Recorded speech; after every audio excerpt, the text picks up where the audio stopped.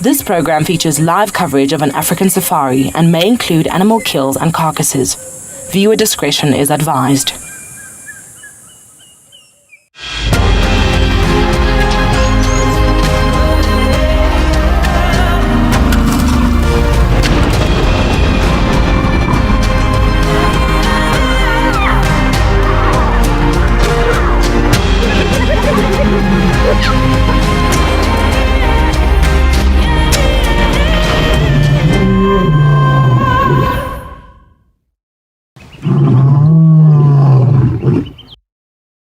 Welcome to a very steamy afternoon. Out of camp and decided to actually stop with a small herd of impala. We've got 4 youngsters in front of us, and of the 4, only one is a little tiny male. He's got actually the cutest little horns just to the right of the tree, starting to pop out. I'll quickly zoom in on that, just so you know what I mean. Absolutely adorable. Of course, now that we point the camera at him, a little bit shy. So yeah, good afternoon. You are with me, Rowan. Behind the camera I've got OD, and we decided to park off in the shade just a little bit. It is really hot. So if you want to get a hold of us, please on Twitter, #WildEarth, send us questions. If you are under the age of 18, send us an email at kids@wildearth.tv, or subscribe to our website and get hold of us that way. We would love to hear from you. Any questions are welcome. Clever youngsters also just sitting in the shade. The rest of the herd is just spread out along quarantine in the clearings, and then earlier on there was one lone wildebeest bull that have now moved off. Otherwise, our plan for the afternoon is just to almost zigzag the northern part of Jumas, go past Buffalo's Hook Dam, see what's happening at the watering hole. We might get lucky with a few elephants, and then just move along from there. There's that little male again, the cutest little horns. They are really being bothered by flies. So yeah, they would have been born around end of November, beginning December time. Usually just in time for the good food, the nice grass that you can see them eating now.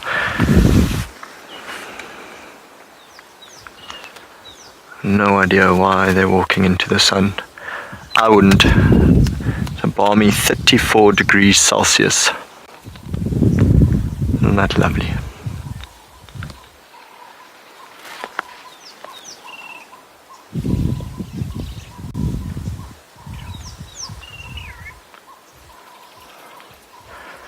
Don't they just have the prettiest faces, the most beautiful markings?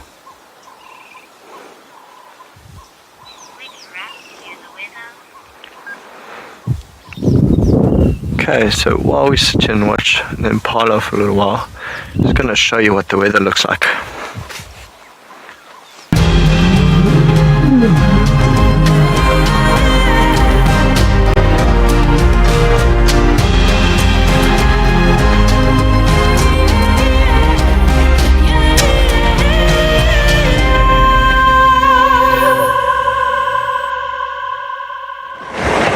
Afternoon everyone, welcome to the other half of the Juma team. This is Team Wendy, my name is Lauren, I do have Darby on camera, and we're just trying to make it to the dam for you all. It's rather hot, just by a slight fraction or two. So what we are going to do is just find some shade somewhere around the dam and just sit still, watch what life comes by and what life does not. I did hear we were in store for a little bit of rain, and I do see some clouds coming from the western side of the reserve, so I'm not sure. But for now, Bobby, I do see one of these noisy chaps on the knobthorn. Do you see him? Noisy chap being the old woodland kingfisher.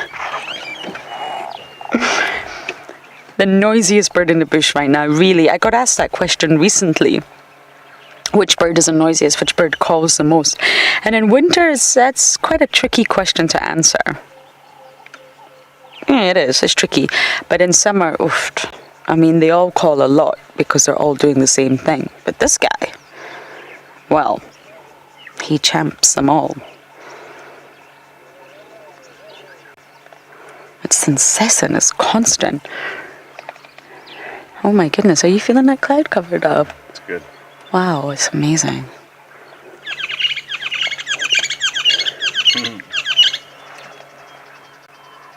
That's a different call. Did you hear that? Another male flew up ahead. That's what's happening here.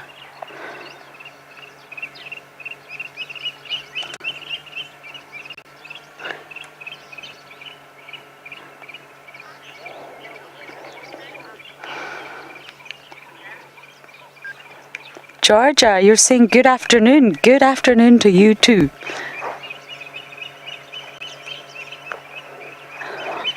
It's lovely to hear from you, and I'm glad you're watching, jumping on board with us.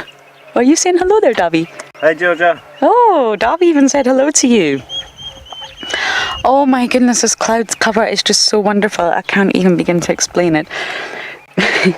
But I'm glad you're here with us. Really, we drive around all day and sometimes we think, oh my goodness, we're losing our mind. But really, then we remember that you guys are all driving around with us. Be it virtually, that's okay. We live in a virtual world now anyway. But you're here with us on the journey, and it's a bumpy one. But aren't all journeys bumpy?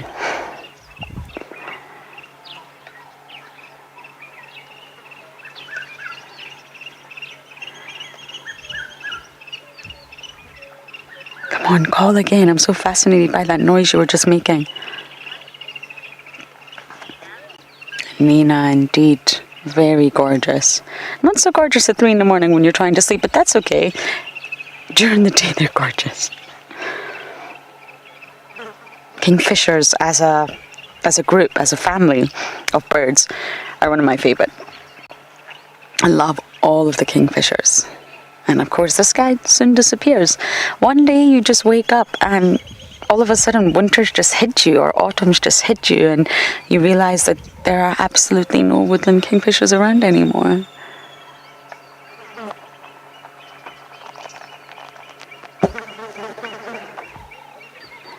Oh, we're having a good itch and scratch there.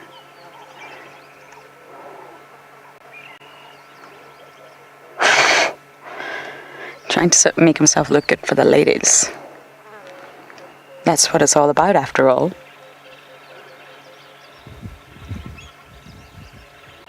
That's why they're here. They're here to feed, to get strong, to breed. You don't want to put all that effort into calling and displays, chasing off males, attracting ladies when there's not enough food. So you've got to go to an area where there's a plentiful food supply. And in summer in the Lowveld, that is here. Oh, we're getting a rear view now. How wonderful.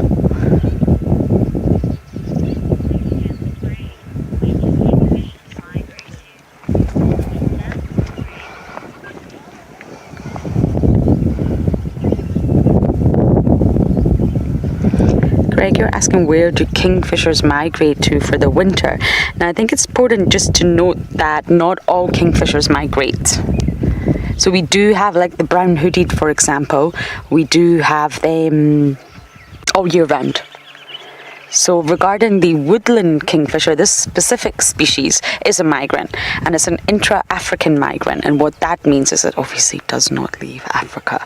Some birds do come all the way from Europe, if not Britain, but naturally these ones stay within Africa, and they come from lots of different countries, to be honest. I don't know if they go north of the Sahara. I think they stay south of that, but from all sorts of different countries in Africa, they migrate to come here for summer. And then once summer ends, they just leave again. We call this intra-African migrant.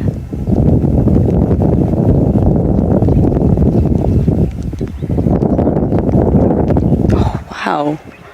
We're being treated to a really nice breeze. But I do have a funny feeling something's rolling in. But right now it feels good. Okay, we're gonna sit by the dam a little bit longer, see what we can see, and hopefully we'll stay in the shade.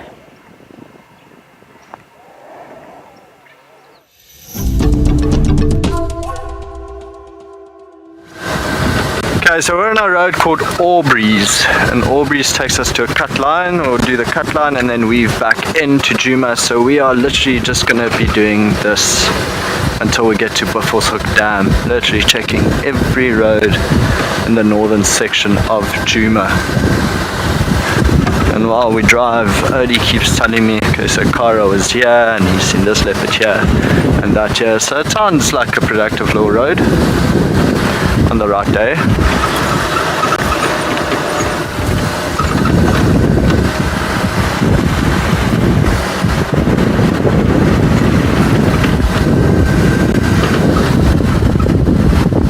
To add on to Lauren's little story about the woodlands kingfisher, I feel the same thing about a red-chested cuckoo. We had one at Ngala Tented Camp that would just decide to sing its heart out from 1 a.m. till about 5 a.m. It was a crucial time for us to be sleeping and for it to be singing.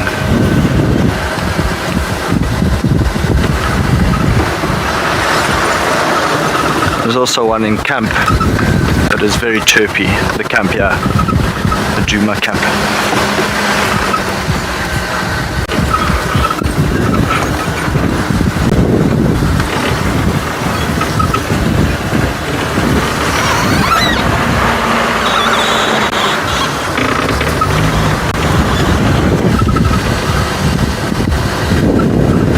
So I think Lauren's plan was to go to Chitwa Dam, and both of us are hoping to actually find elephants drinking. That would be quite nice. Spend a bit of time with them. Find a shady spot somewhere though, that would also be quite nice. Now, quite lucky, there's a nice cloud that's covering the sun a little bit. As you can see, it's not as bright as it was a little bit earlier.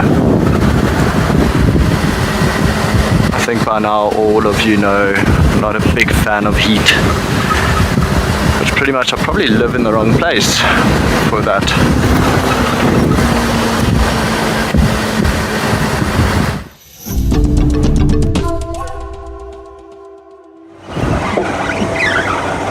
We're still at the dam, we're just making our way to shade. The sun has popped back out.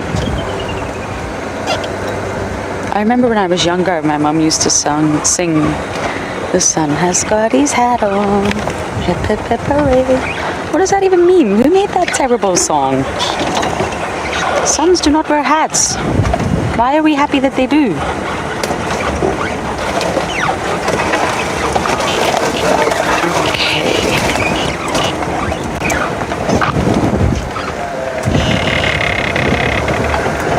Javi, confirm you are in a la shade.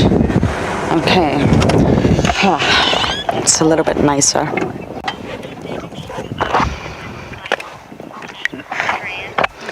Shreyas, you're always on the ball. Always, always. And yes, James Richard actually helps me out there. I need to learn to stop doubting myself with butterflies because I haven't done it in so long. Because this was actually the butterfly that I thought it was, and I just completely thought it wasn't. Why? Because I don't believe I've seen this one before. So it was in fact the black bordered babbled blue. I mean, they really could make it easier. The BBBB. It was in fact this one. And I'm pretty sure I don't have that one on my list. So there you have it. That's some mating.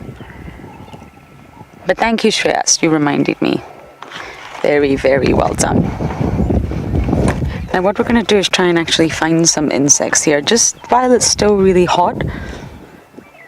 We'll try and see if we can find anything moving around. Aha. Impala and warthog's my favorite. I told the viewers the other day, Davi, that I don't enjoy warthogs so much. No, I love them. I just don't enjoy always talking about them.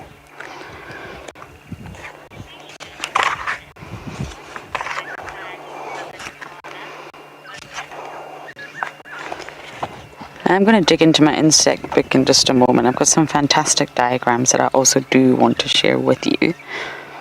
It really sort of highlight important parts about insects that we're not all able to see otherwise. Richard? Otis, sorry, Otis, my goodness. I don't know why I got where I got Otis from. You're asking about the lifespan of an impala. It's normally about 12 years in the wild. Now that's an average figure because naturally it will differ across the board depending on environment, habitat type, predator density, human intervention. But generally speaking, that's the average figure for impala, and the females do tend to live a little bit longer than the males as usual because the males love to fight, as with most mammals. And that's quite a long time. But in an area like this, I'm not entirely sure that's applicable because of the high predator density. I mean, we have leopards on every corner, we just can't always find them. Lots of lion prides, dogs that come through. Dogs can wipe out a lot of impalas quickly. Hyenas, maybe not necessarily on Djuma, but definitely very close by up in Buffelshoek, you'll get your cheetahs as well.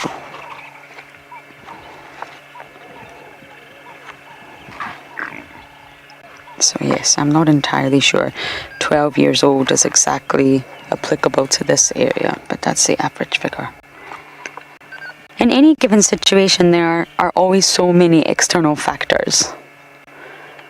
And that's why a lot of the figures that are given are sort of averages across the board, because it differs so much from area to area.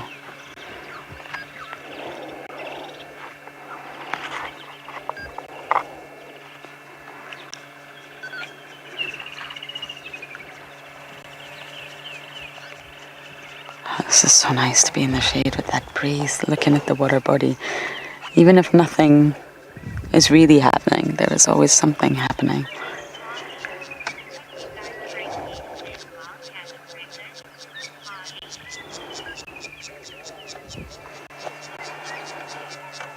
Harley, you're saying you hope we break yesterday's wildcat record. I keep getting lots of comments about wildcats. It's very confusing.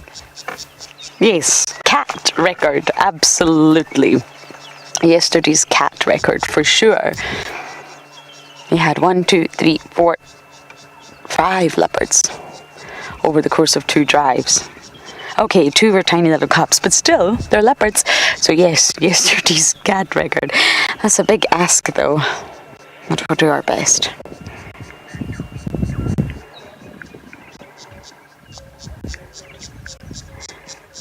Wildcat is actually a species of cat.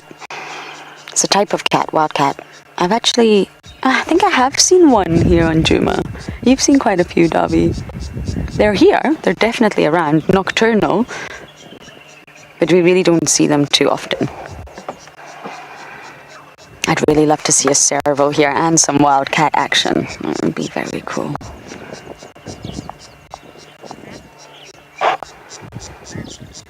Okay, we're going to stay at the dam a little bit longer, see what happens, and for now we're going to send you guys over to Rowan.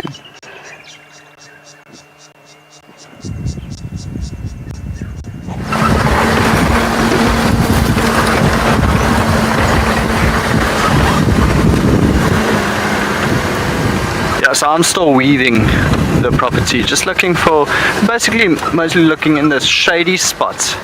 See if we could see anything, maybe just lying down, trying to seek some shelter from the sun, trying to get away from the heat.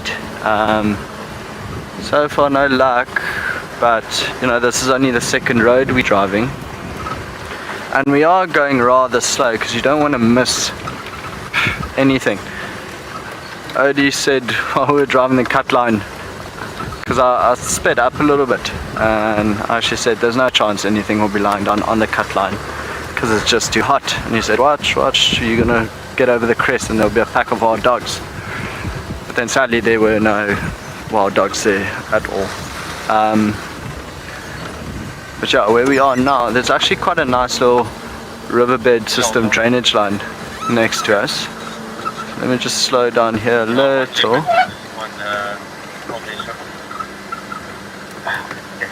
See if we can check the trees.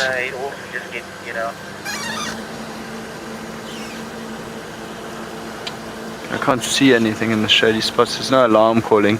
Even with Rusty's engine noise, if there was an impala snorting or kudu barking, you would hear it when we come to a standstill. The reason I'm saying that is because I can hear Tawny Flank Prinia in there calling. So just keep doing what we're doing and check the shade,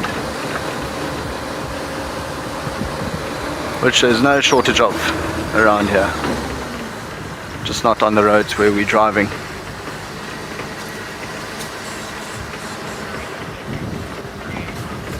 And thank you very much. I need the good vibes, all the good vibes I can get.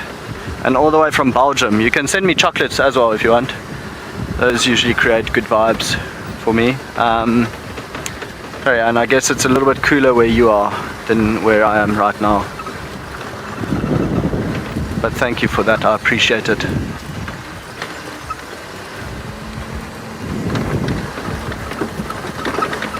I've actually never been to Belgium. I do plan on going to Holland at the end of the year. My sister is having a baby in August, so I'm finally going to be an uncle. And she's all the way in Holland. So we'll go there for Christmas next year and go meet the little baby. We don't know if it's a boy or girl yet. I guess it doesn't really matter, it's just going to be a very cool kid.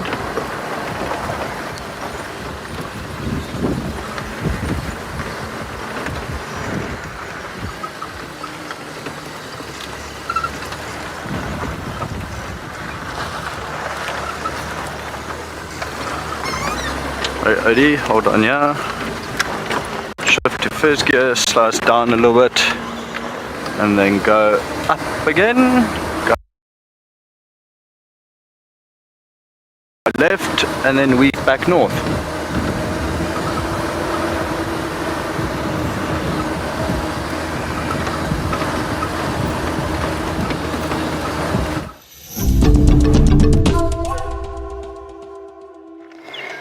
We're still sitting by a water body. It's so relaxing and we just need the shade for now. In another little bit I think it'll be cool enough to bumble and really search. But sometimes it's nice just to wait and see what happens. You never know.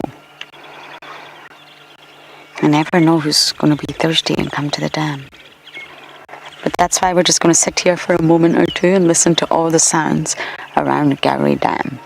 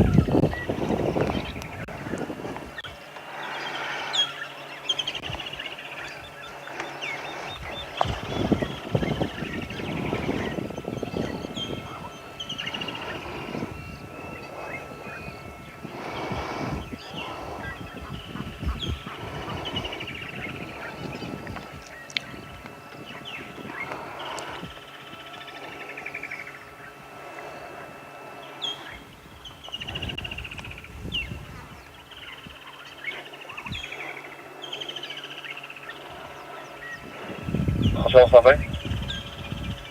Combien? Sorry for that.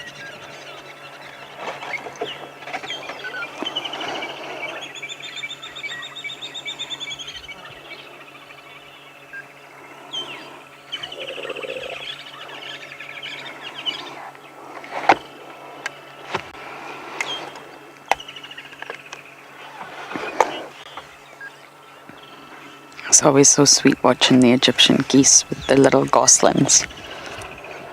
This one's done well to hold on to them, that's for sure. We're going to sit here and enjoy this moment a little bit longer.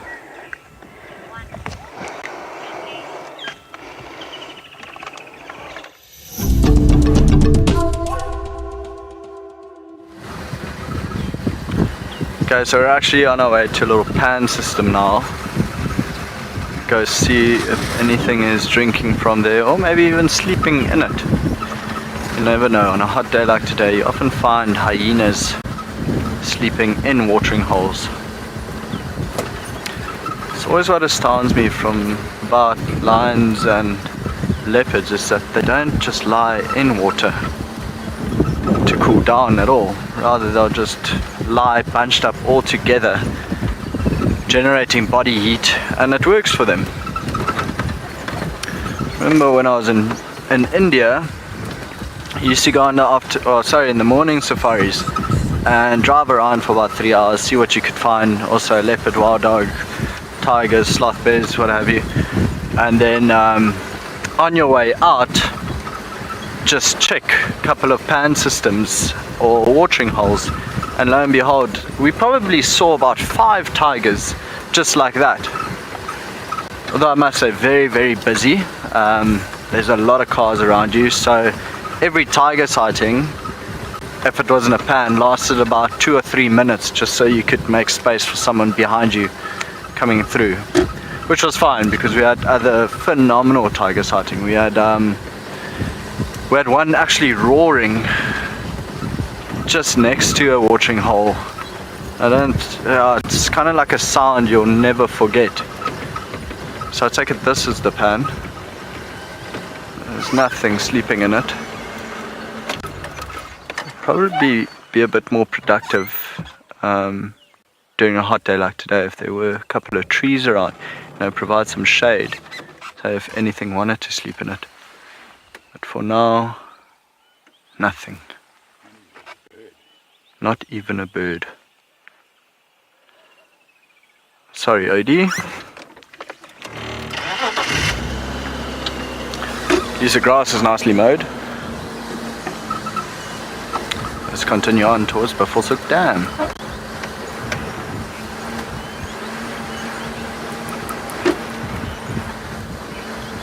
Maggie, thank you for the comment. For you guys, the world. I know I complain about the heat a lot, but I'd rather have sunshine than cloudy, miserable weather for 2 or 3 weeks on end, which that for me is long enough. Especially I went to Scotland 2018.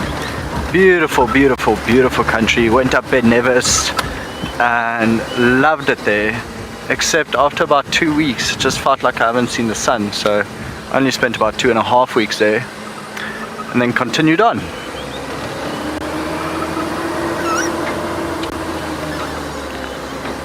But wow, some of the views from the Scottish Highlands are just absolutely incredible.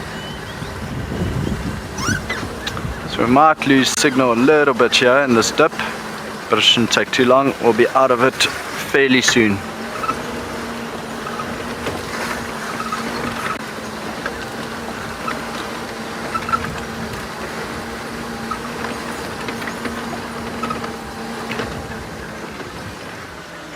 Every time I see these little tributaries or tiny riverbeds, I just want to drive in it, just go explore. That'd actually be a nice walk as well. Not the safest walk. It's one of the first things they teach you when you learn to be a guide is try avoid thick areas and deep areas. So riverbanks and such. So I must say, on Ngala, walking the Timbavati is not too bad because it's such a wide river. Literally just walk in the middle. I actually wonder if it's flowing, because there's been a lot of rain all over the place.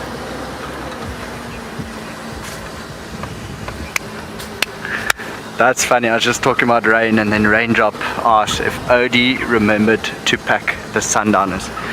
So what we did, Mostly just for legal purposes. I don't think I'm allowed to drive Rusty under the influence.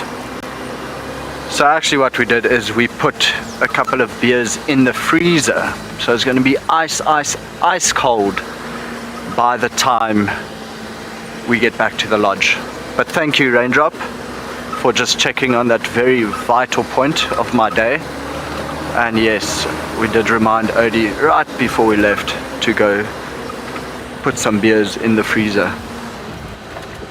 Actually, that's the only thing I've been thinking of for the last half an hour, to be perfectly honest.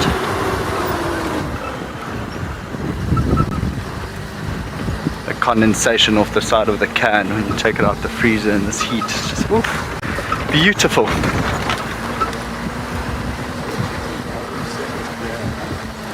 Just watch your side, Odie. Quite a tight squeeze here. Now Odie wants beer from Belgium. I mostly just want the chocolate.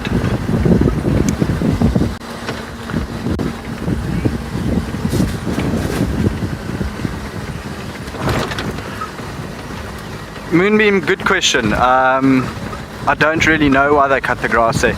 It could be there's a little lodge there, or maybe someone's house.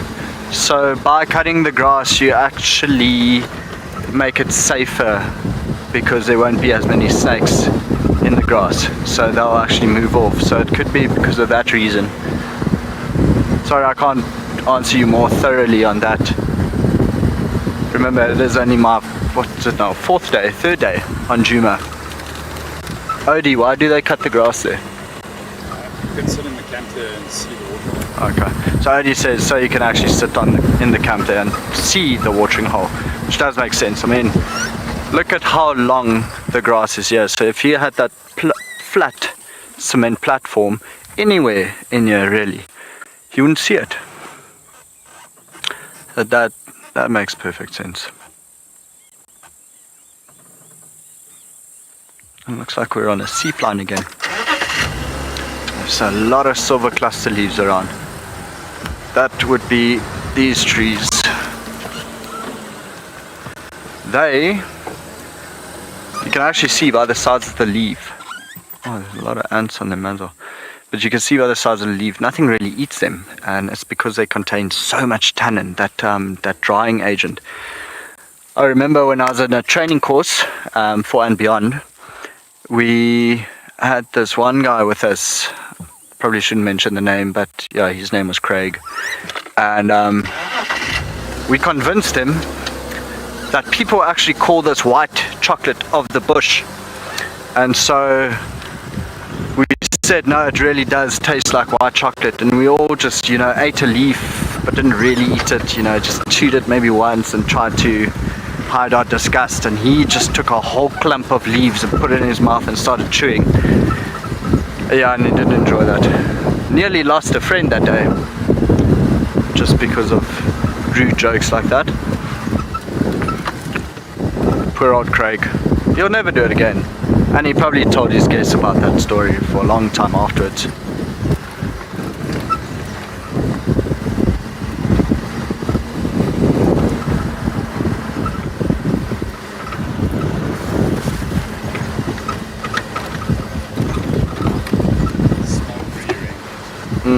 I think Lauren was saying the other day that she's looking forward to the smell of the cluster leaves.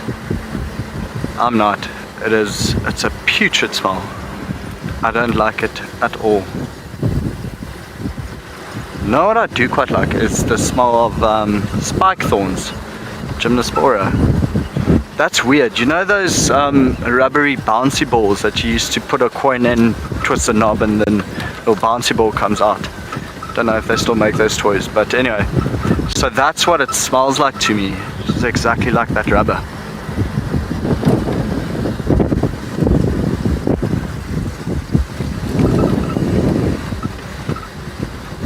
Actually a rather long riverbed.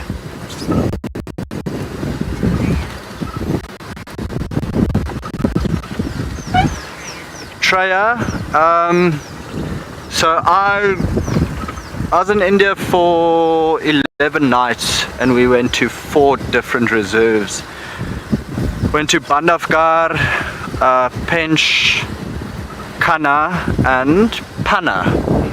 And I would say out of the 4, my favorite was Pench, but mostly just because of the landscape. I think the most tigers we saw was in Bandhavgarh. The wild dogs we saw in Kanha, and I think Panna we saw just another tiger and a leopard. Yeah, so we saw a leopard in Bandhavgarh, quite a couple of tigers. I remember walking away and so me and Yapi, he's another ranger, he still works at Ngala. I think if you were watching WildEarth while the Ngala was still part of it, you would remember him. So Yapi and I traveled to India together and we walked away seeing 23 different individual tigers. And we had 28 sightings of tigers in 11 nights. But we only went for the safari experience. I mean, we didn't... Oh, there's a little leopard tortoise. Go boy. Yes, he's on a roll.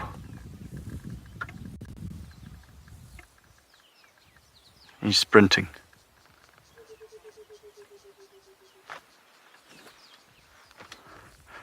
If it was allowed, I think I would take him with us to Buffelshoek Dam.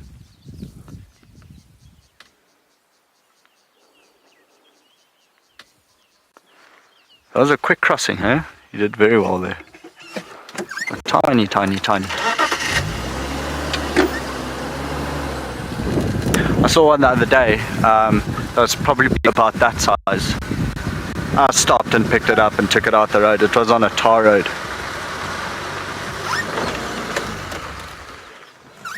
Quite well camouflaged when it gets to like a shady spot.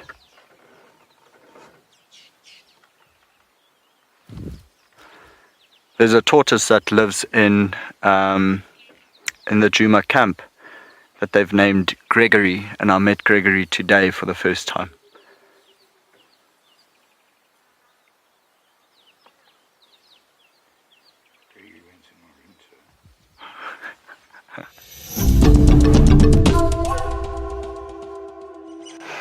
We have just stopped in the shade. It is lovely. And we're just taking it all in. It's extremely hot today. So we'll drive, we'll stop, we'll drive, we'll stop. And we're just taking in the beauty and the sounds. Looking for insects. So join us for a moment or two in just doing that.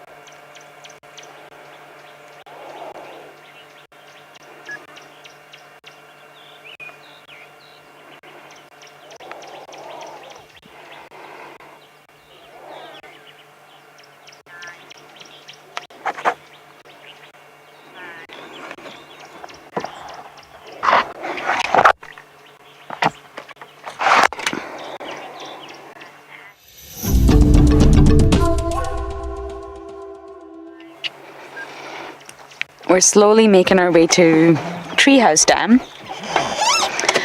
We did just stop in a patch of shade. It is far too hot. So we're just going to bumble stop until we get to where we want to go. Treehouse Dam is a really good dam for Ellies. They love coming to Treehouse Dam and they love drinking there and playing there. It's said to have the freshest water of all the dams. So I often find Treehouse Dam really is fantastic for Ellie sightings. So we'll head there. Hopefully there's a beautiful patch of shade we can park in. And see what we can find.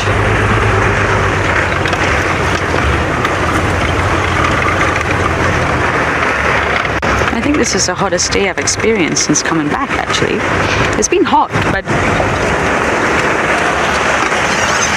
the sun has always broken it.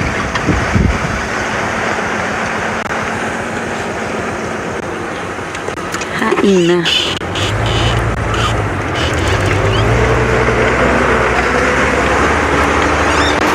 So we'll do Treehouse and then Twin, and then if no luck, I'm not quite sure where Rowan is, but then we'll head to Chitwa. I'd love to scratch around there. I got very lucky there last night.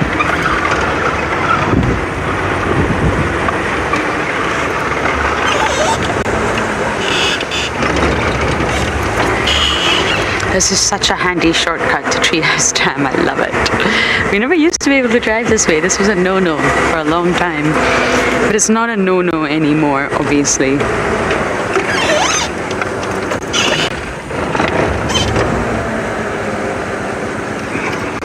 Okay, now that's the leopard.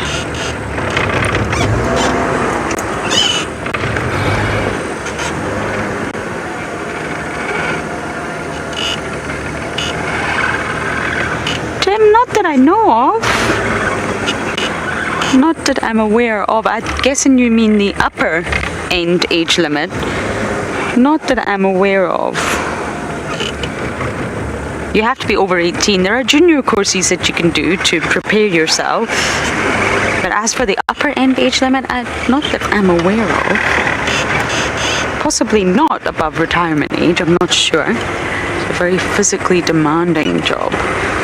You need to be in very good physical shape, but I'm not aware of any age limit.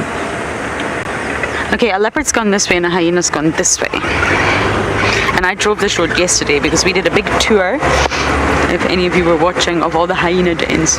We went from one to the other, and these leopard tracks were not there then. They're male, which makes me think, the only real male that would use this roads, or at least recently, is Milwaukee.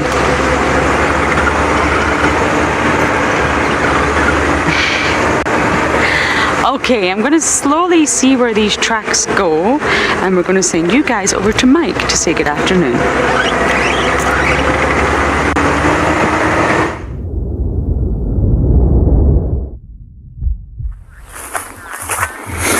Hello everyone. Thank you, Lauren. Hope you're having a wonderful day. It is blisteringly hot. My goodness, I can't tell you. It's about 38 degrees here in Pride Lands, and 38 degrees with like 110% humidity. I am sweating. Everybody, my name is Mike Anderson. Behind the camera is BK, and this is Eco Training's Pride Lands Conservancy, where we have tried to move where we can get to a high point and a little bit of a breeze, because that breeze is the only thing that's keeping BK and I alive right now. If it wasn't for that, we would be dried up little husks lying on the ground, very sad looking. And what I've got in my hand here is a bit of grass, which I know is not everyone's favorite topic, but I quite like it. I just like the way they look, to be honest. And grasses are amazing, right? There's a lot of it right now. Last time I was at Pride Lands here, there was barely any grass, and now, as you can see, there's just a thick green carpet covering absolutely everything. And grasses are the most important vegetative plant matter on the planet. You might think, what about forest trees creating our oxygen? Yes, they are also very important. In fact, without oxygen, we wouldn't survive. So they're also very important, maybe equally important. But grass also produces a certain amount of oxygen. Each grass plant is not producing as much as each tree. But if you look just down here, I have collected only a few of the grasses that are found at the moment here. Just a few. And I'll start with this one on the end here, BK. This is cat's tail grass. Okay, cat's tail, not very useful to us right now, indicating poor soils. Then we've got over here a very good grass for us. This is buffalo grass, one of the most palatable grasses that we can use. If we want to find all the animals that love to graze, that's the grass you want. My second favorite grass, the Natal red top. Just look how fluffy and beautiful that grass is. I don't know if it's easy to see with the contrast of the colors, but it's just gorgeous, okay? Then there's a grass which I have no idea of, to be honest, that's coming up next. This grass is just interesting looking. I think it's a 3-awn of some sort, but who knows? But you get the picture. Grasses have just a ton of different shapes and sizes.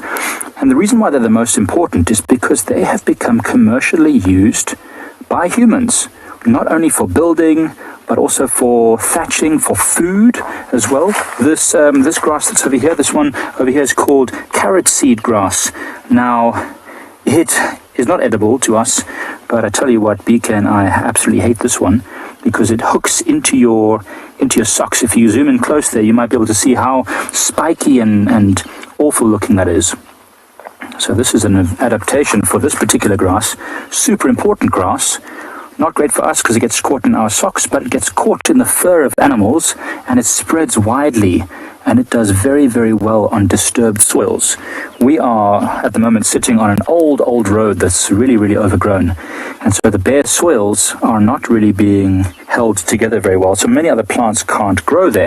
But if you look at this little grass plant right over here, this is a carrot seed grass plant, and it's only just beginning to grow, but you can see it's not palatable. Animals don't want to eat this because it's got these spiny, hairy edges. It's very dry. There's not much leaf material. It's hard. It's very waxy, in fact. It's like paper. Oh, and it's very brittle as well. But this stabilizes this patch of soil. And as this soil stabilizes, if we come over here, BK, just over here, you can see there's a whole bunch of more mature carrot seed grasses right down here. These awful looking demonic evil grasses here, which ruin our socks. These stabilize the soil and allow better grasses to start growing like this. And humans have taken grasses and turned them into wheat and maize and corn, and we've got bamboo for building and all sorts of other things. So next time you're looking at grasses, do remember just how useful they are. But enough about grass, everyone. Let's send you over to Rowan. He's got something probably a little more lively.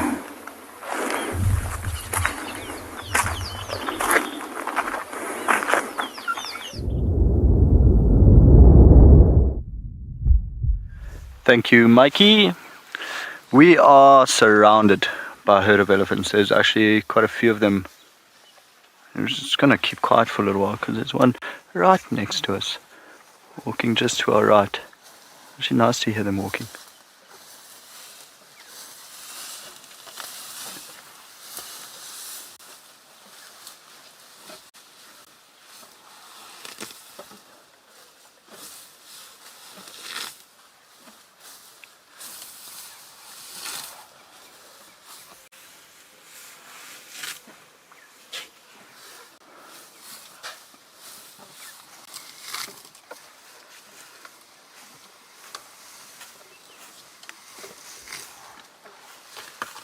Oh, this one's now ripping the bark off the one right in front of us. So that's what we were pointing out on our first day, is how they put wire meshing around a tree to try to prevent that. See how clever she is with her tusk? She actually takes the outer part of the bark out, and she only wants to eat the cambium layer, so that's that reddish layer. Big female. Rather pregnant. You can see the teats hanging down, filled with milk. Maybe another month or so, then a new baby.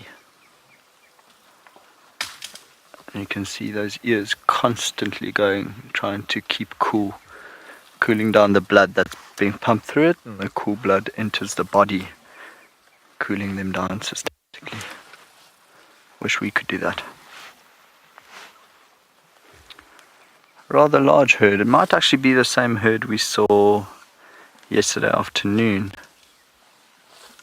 I've seen 2 young ones so far. There was definitely a pregnant one in the herd yesterday. Boomy they are. You know, it's literally, it is one of my favorite things, is just to sit quietly and listen to them. You know, and I always said this on Ngala, what I would love to do, oh, except that one farted. It wasn't as peaceful. Oh, here she goes again.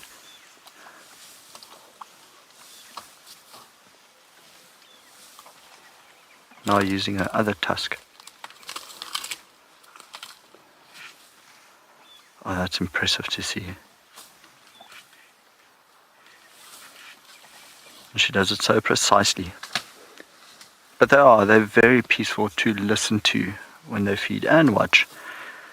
But I'd love to just have a hammock, put it high up in a tree, somewhere close to a watering hole, and hopefully elephants just come during the night, walk right underneath me, just feed around the area. I love that sound.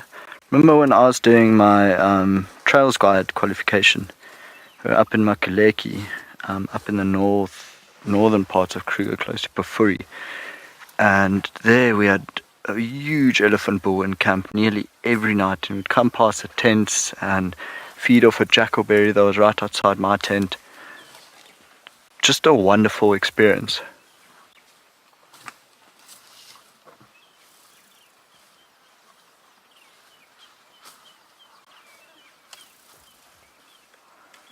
Again, discarding the bark, just looking for that cambium layer. And all this with her tusk and her trunk.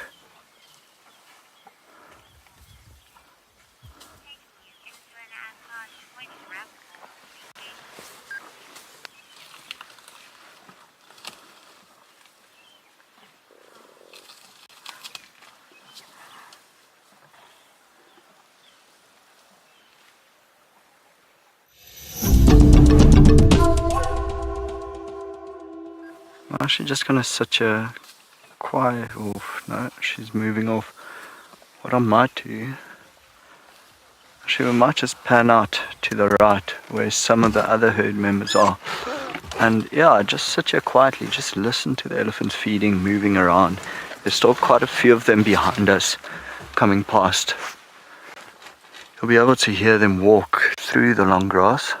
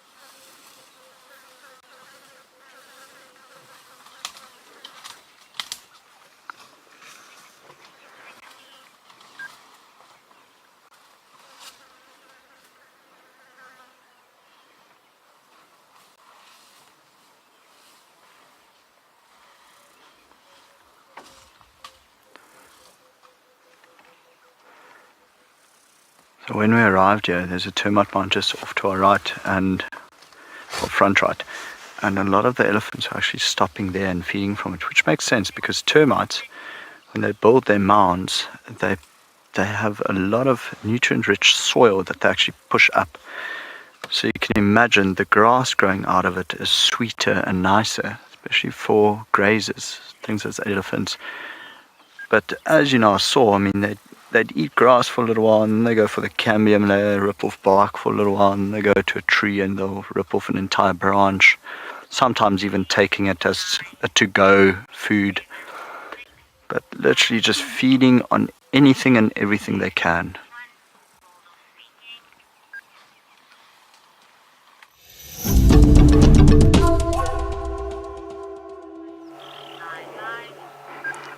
Treehouse Dam is not offering too much, I'm afraid. I haven't had a good dam sighting in a while, but we do have the regular hippo. At least that we can rely on, who has disappeared momentarily. But he will pop back out. Treehouse Dam is a good dam to check because of its location. One, the water quality is said to be quite superior. And two, it's really not far from the southern boundaries. Also not too far, if you like, from central Juma. There's lots of easy access to Treehouse Dam, and I'm talking about for the animals, not for us. Hello? Oh, how I envy you right now. And therefore you can end up with getting really lucky at this dam. It's always worth checking. Hosanna loved this dam. He loved Treehouse Dam once he learned that there was actually another dam apart from Gowrie Dam. You know, wait, hey, this is great.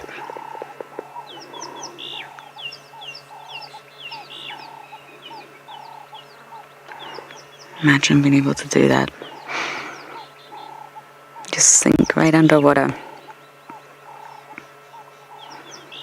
Avoiding that sun.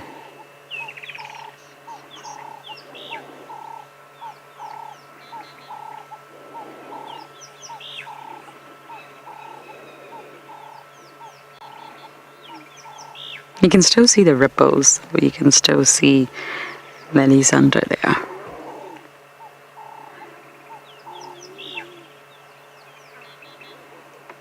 Afternoon, guys. Any updates?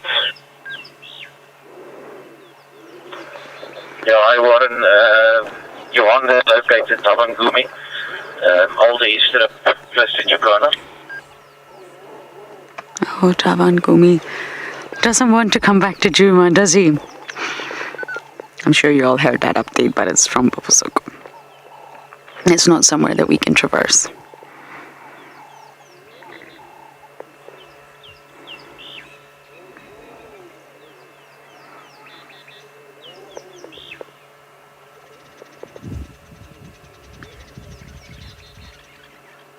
We will move to Twin Dams at some point. There's a chance you can get a hyena pool party there because it's very close to the den.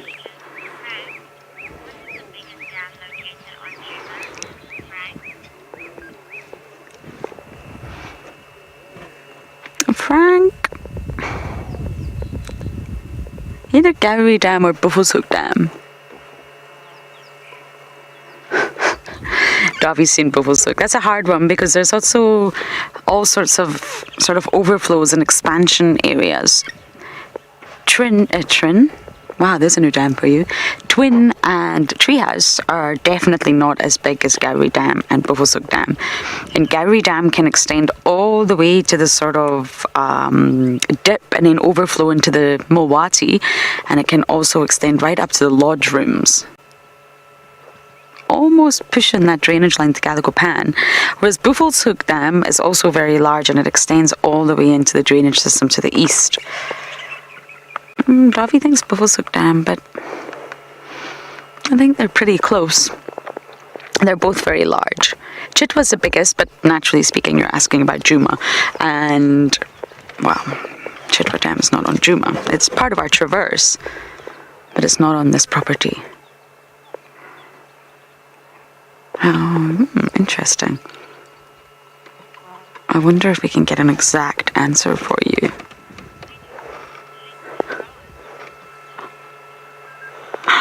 Okay, we are considering moving out of the shade now. While we debate that topic, we're going to send you over to Rowan.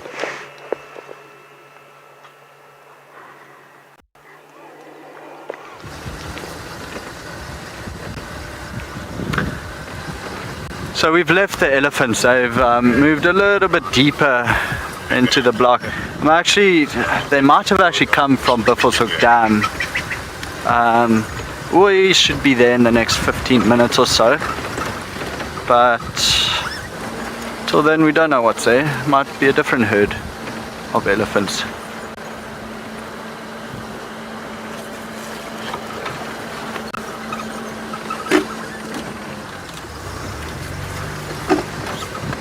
Oh, some of these areas are gorgeous. Just passed by an enormous jackalberry a little bit earlier, and we actually stopped there for a little while just to check if nothing is lying down on a branch comfortably resting with a tail hanging down in a few spots.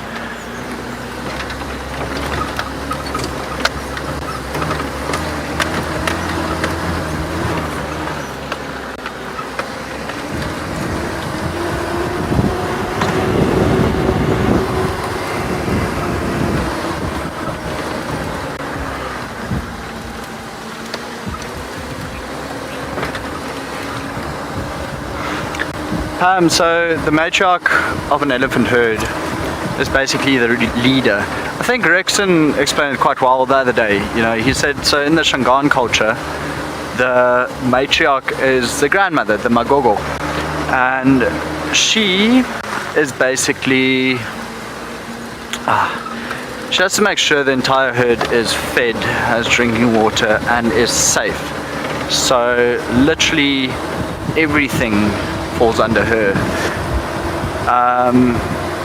The oldest, wisest elephant, so she would lead the herd to watering holes, to good feeding grounds, and she'll know the area best out of all of them.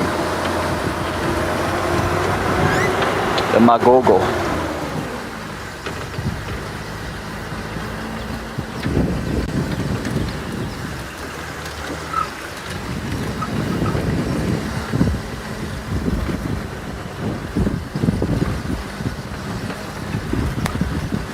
Often tough to distinguish which one is the matriarch, because saying oldest and wisest doesn't necessarily mean the biggest one in the herd.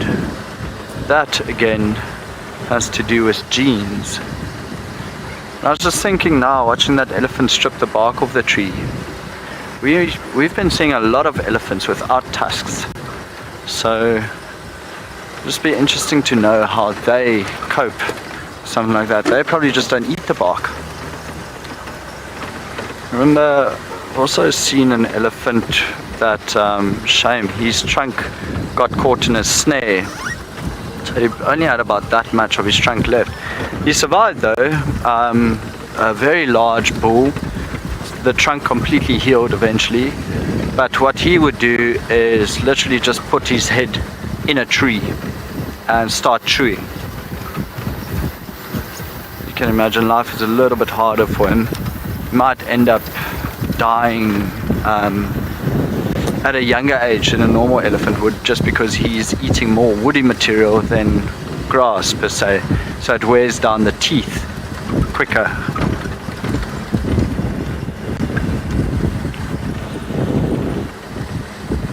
Of course the snare wasn't set out to catch an elephant, so what they usually do is they'll snare between two trees for something like a duiker or impala or just really bush meat. And yeah, sadly it's one of those things that often, well, all the time it really ill affects any animal. I remember cases of leopards being trapped in snares, wild dogs, lions, elephants, wildebeest. It's tough.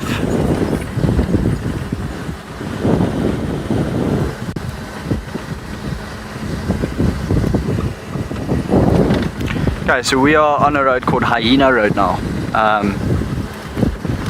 and we are heading back towards the Buffels Hook cut line, where we'll turn right, and then the next right will be at Buffels Hook Dam.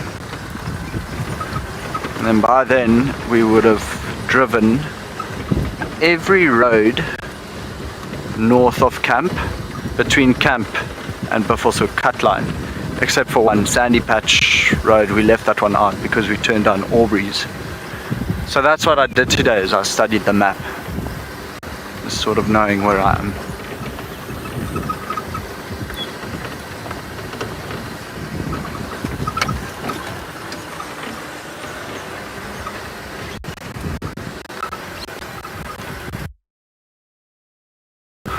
A magpie shrike on a shot starbird. At Ngala we had these 10 star birds that it was almost like a mission to find these birds with your guests, and if you find all 10 of them you get a complimentary bottle of champagne. Not really champagne though, sparkling wine. So that was also part of the fun. So I apologize if we see one of those and I shout starboard. Now you'll know what I mean.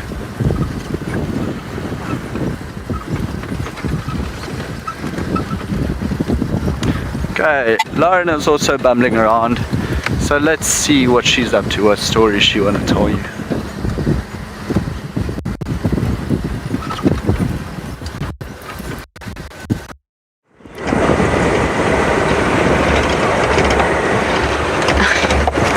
I'm not sure I have any stories to tell right now, but we did debate the topic of leaving the shade and clearly we left it. And we're now going to try and find more shade at Twin Dams. I'm very jealous of Rowan with the elephants. I haven't seen elephants in 2 or 3 days now and I'm missing them. It makes a big difference. I didn't see elephants just... Oh, did I? You were with Rowan? No, I didn't see elephants. I haven't seen them. And you just notice their absence. They're just, when they're not there, you just feel it for some reason out here, especially in this environment.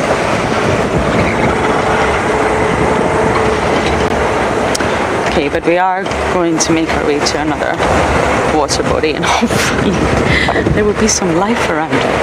I think Chitwa, out of all the water bodies, since we're talking about water bodies, is the most active.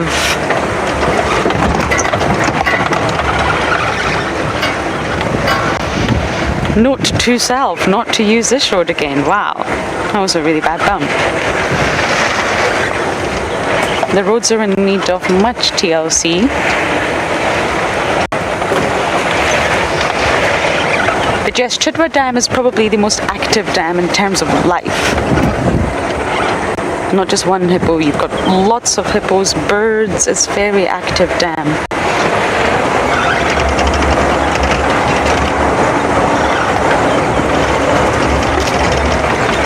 Sorry, Nadine, I didn't get that question. I'll have to go again.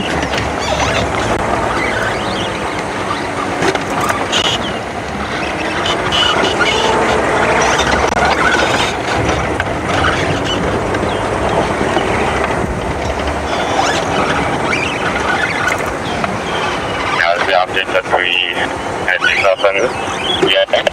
up? Joanne, during the dry season, is human interference at the dam? I'm not getting this, Bobby. Is there still human interference? Is there still human interference at the dam? I have absolutely no idea what that means. I think I'll wait for FC to clarify on that one. Human intervention at the dam. I think after it gets pumped. Pumped. Does it get pumped? Sorry, Joanne, I think I'll just wait for you to clarify. I really don't know what that means. Not sure if you're referring to reinforcing the dam walls or pumping them. The dams are not pumped. These dams, forgetting to give you a view of Twin Dams. We'll give you a quick view before we seek shade. They're not pumped, or nothing is interfered in this way.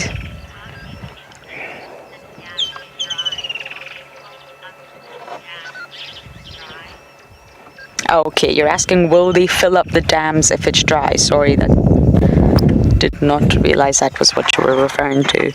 Dams, no. These are completely natural, what you're looking at right now. I think you've had a nice enough view.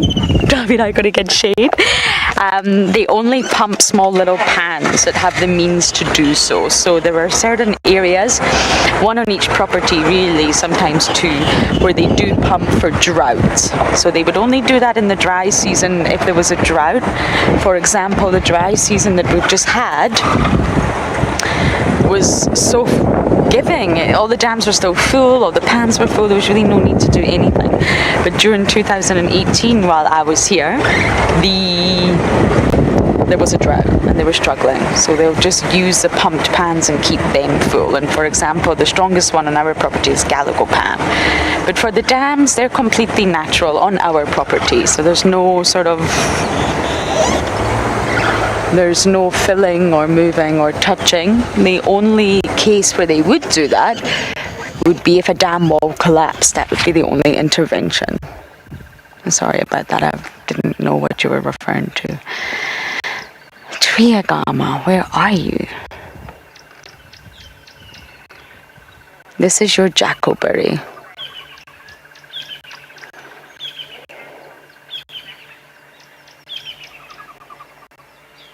Okay, we might give it a minute or two and see if our favorite triagama pops out.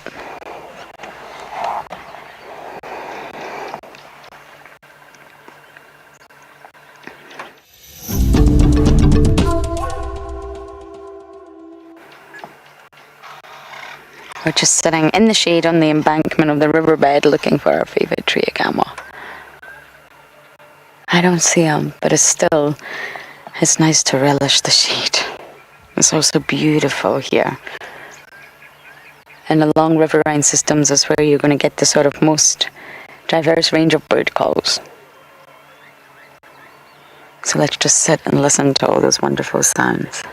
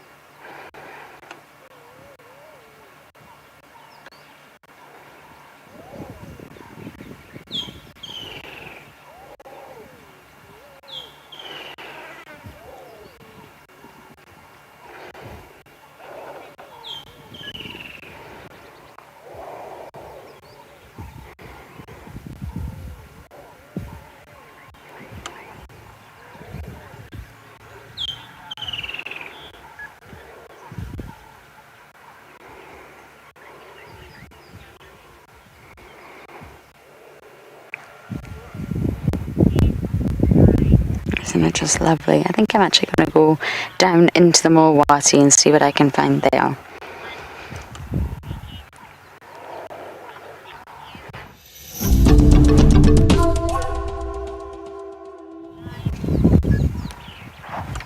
We're going to pop down into the Mowati. If I was a predator, which I'm not, the Mowati is exactly where I would choose to be. So we're just going to pop in and come out that way and most likely head to Chitwa. There was lots of activity on Chitwa last night. Kuchava and Cub were also there yesterday when I went, but it was getting too dark. By the time I made it there, it wasn't quite sunset time, but not worth it. It would become negative log anyway as soon as I got there. Is that another pair of sunglasses, Davy, down? Yeah, it is. Davy and I keep finding sunglasses. Let's see what these ones look like, everyone. I put the other ones on 2 days ago. Not really my style. There's Davy going to pick up his sunglasses. Hi, Davy. Oh, wow, these look fancy. Okay, I'll need to call this in on the radio.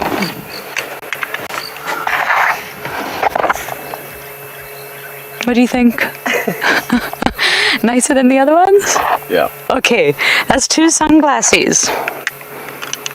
Wow. I don't know why people are dropping sunglasses, but they are. It's obviously not intentional, it's not litter, it's an accident. Darby and I now have quite the sunglasses collection. Okay. See how dark. I mean, I've had all of the avokas here together. Lamb here. I'm shash.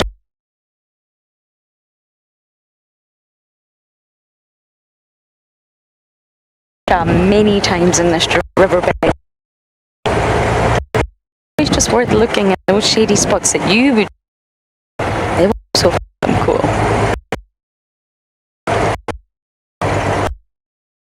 Okay, we're going to keep bumbling down this dry riverbed and we're going to send you guys over to Pridelands.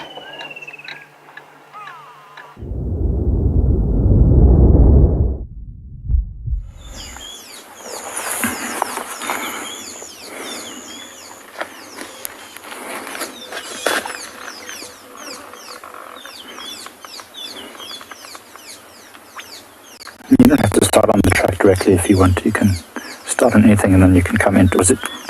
Oh, we are live. Hello, everyone.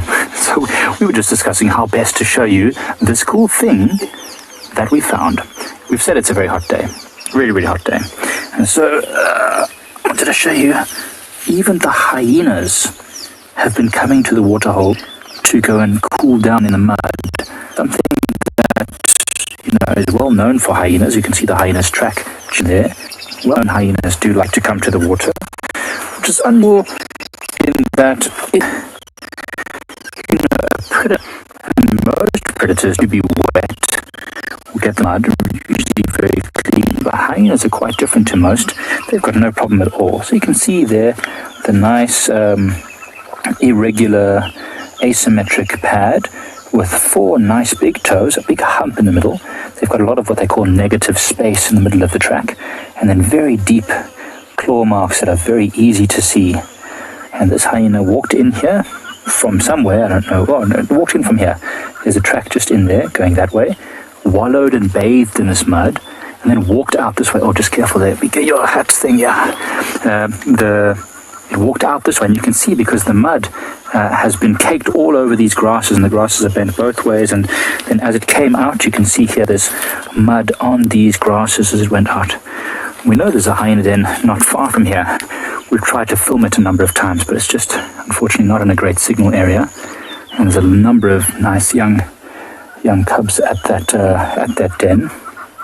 So this is probably one of the adults coming to cool down after a long patrol. It looks like it's from today, maybe from this morning. The mud on the grass stalks has dried, but the track itself is still quite moist and wet and muddy, and so it's probably just earlier this morning. It's quite shady, quite sheltered underneath this little patch here.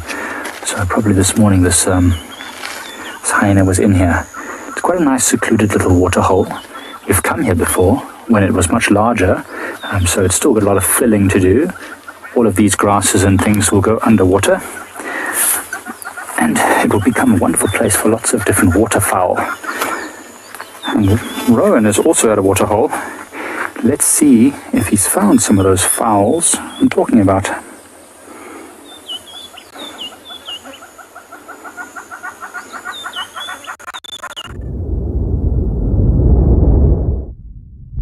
Watching the pied kingfisher, actually there's both of them, male and female. So the male on the left, female on the right.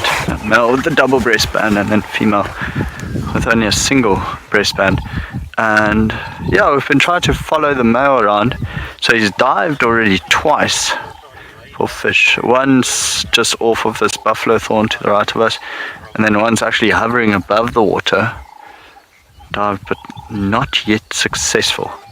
So we're actually waiting to see if he's going to catch anything.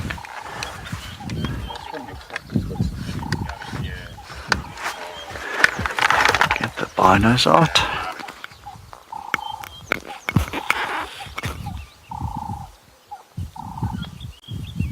Oh, the one on the right definitely got something in its beak.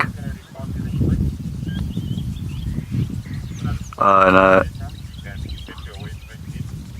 Oh, it does. Oh, she's a better hunter. There we go. Come have her. Love that call. hovering in exactly the same spot it was earlier.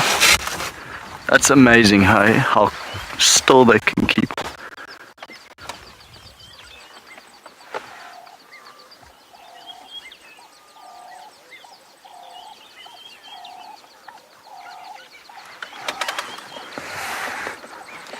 And there goes the female.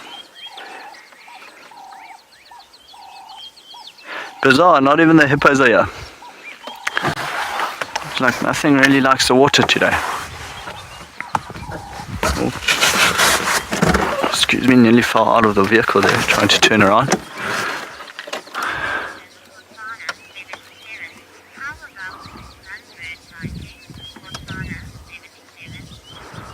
Hosanna 77 asking for a sunbird sighting. Okay, we can probably do that. Now I just need to go look for a sunbird.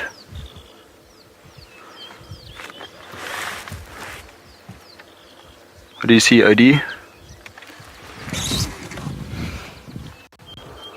A lapwing. Blacksmith lapwing. Luckily they are always around the water.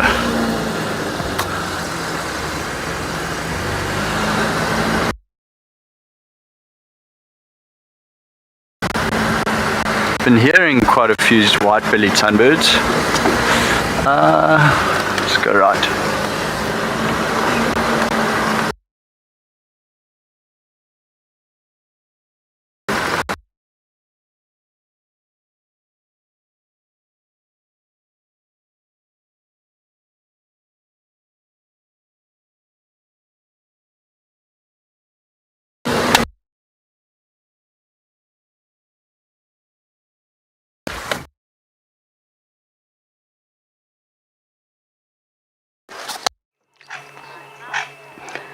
Sorry about that, everyone. You're with us.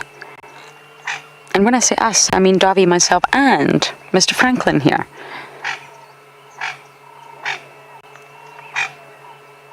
But what is wrong?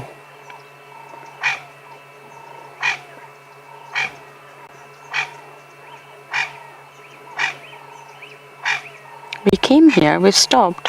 We could hear this crested Franklin alarming, and we thought, what's they do alarm for leopards, they alarm for all sorts. Also snakes.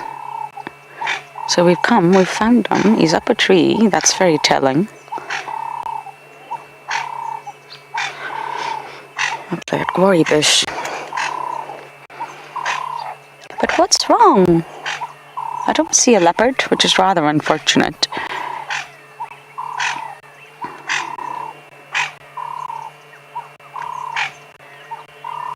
I'm wondering if it's a snake.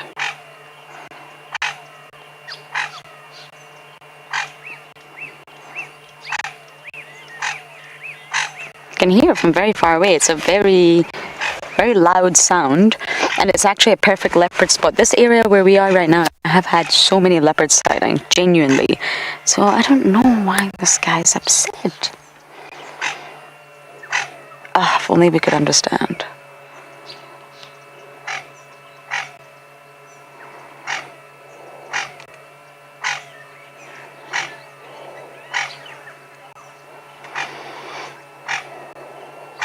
What are you trying to tell us?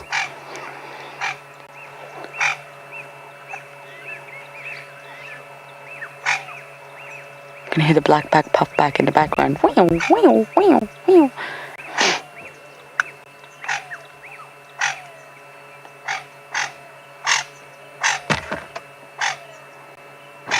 Don't look at us.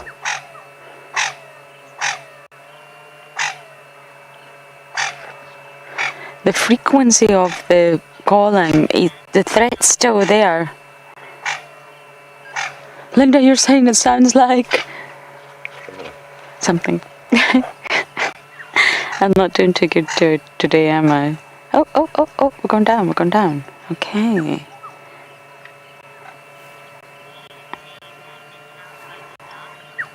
It sounds like a dog. Yes, I guess it does. Bark. The postman's here. Yes, you're right. I never thought of it like that, but you're right.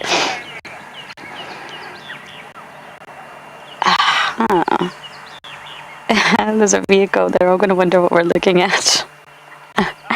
Just a bird.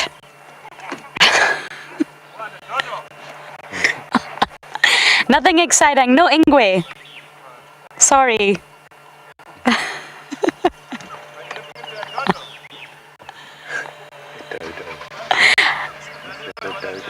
I don't know. Sorry. Oh, when vehicles see another vehicle, they think, they've got something. We better stop. Okay, Franklin is gone. Threat appears to have lifted. Chaos is over. So we are now going to head to Chitwa.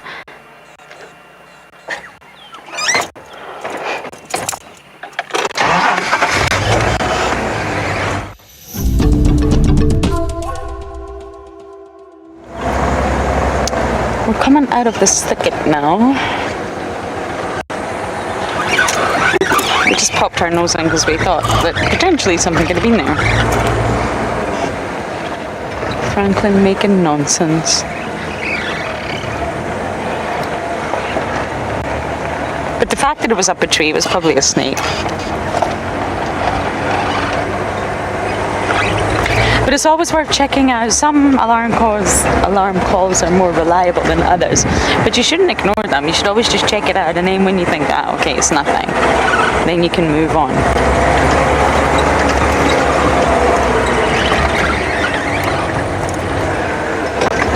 I don't know where Mr. Mareeves got to. I haven't had an update on where he went from yesterday. But we'll go check out that site anyway.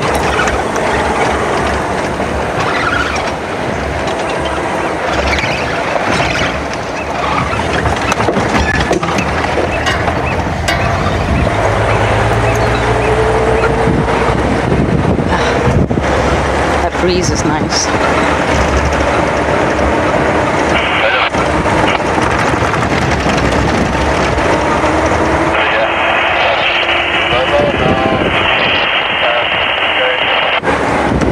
Something's mobile. Can I just give this to you, Darby?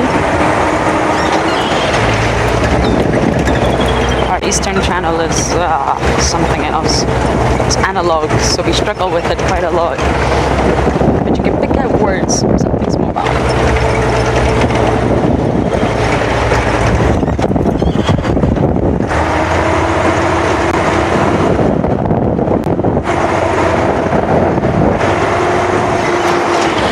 Cooling down nicely. Thoroughly enjoying this.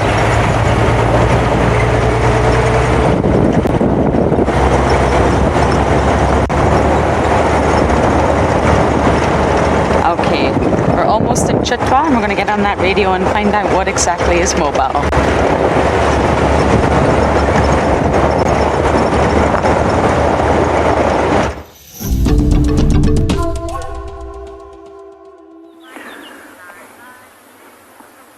And watching a beautiful blue dragonfly. Not sure the species exactly. Still at that same little waterhole. Oh, there it goes. It's going to come back to the same spot. They are incredible wait and catch hunters.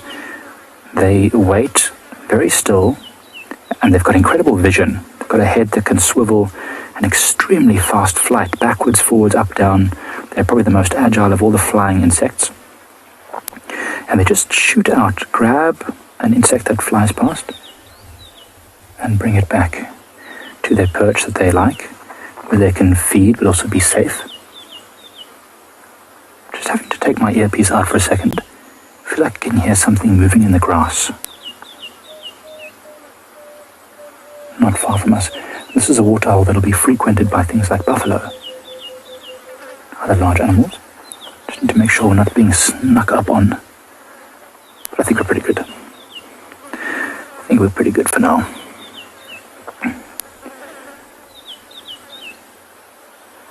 See, wonderful, just waiting at a waterhole. Completely surrounded by grasses and insects. A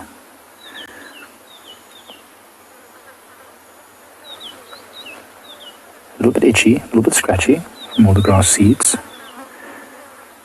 But it really is alive. It really is alive, and we're so fortunate that just literally a few centimeters away from us is a tree chocked full of fruits. This little branch that I've just plucked here is from a plant that's called a white berry bush. Oh, there's a little caterpillar. Check that caterpillar out. I'll put him back onto the tree that it comes from. Try and move it so you can see him. Do you see that little caterpillar there?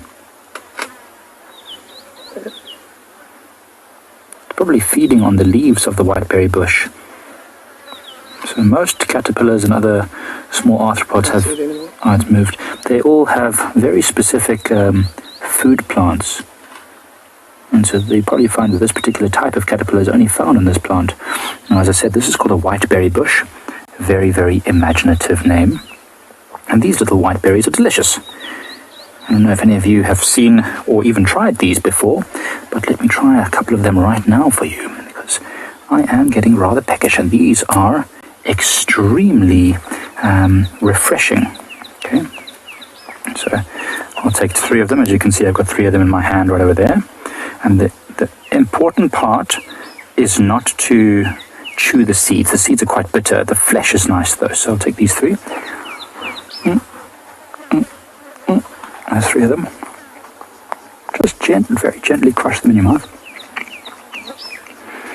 It's got like a faintly peachy taste, like a slightly underripe peach maybe.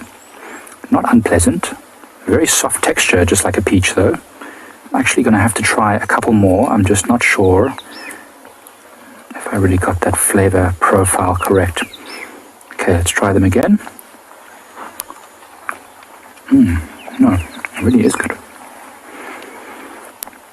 Right now, I think very often get asked by people, "Oh, Mike, whoever the guide is, can you survive in the bush?" And of course, we always want to say, yes, we could survive in the bush. But in reality, we've lost many of the skills that we really need to survive. We could avoid animals. Yes, we know their behavior. We know quite a few of the edible plants, etc., etc. But normally, I'd say in a real wilderness situation, I would fare a little bit better than most, but I certainly couldn't survive forever. I don't have the specific survival training. However, at this time of year, when the plants are flowering, the fruits, the insects are abundant, it's absolutely possible to survive. Water is easy to come by if you know where to dig. Fruits are abundant, and basically any insect that isn't brightly colored, showing aposematic coloration, is edible, and we can chomp those down. It's very delicious. Delicious is the wrong word. I meant to say nutritious.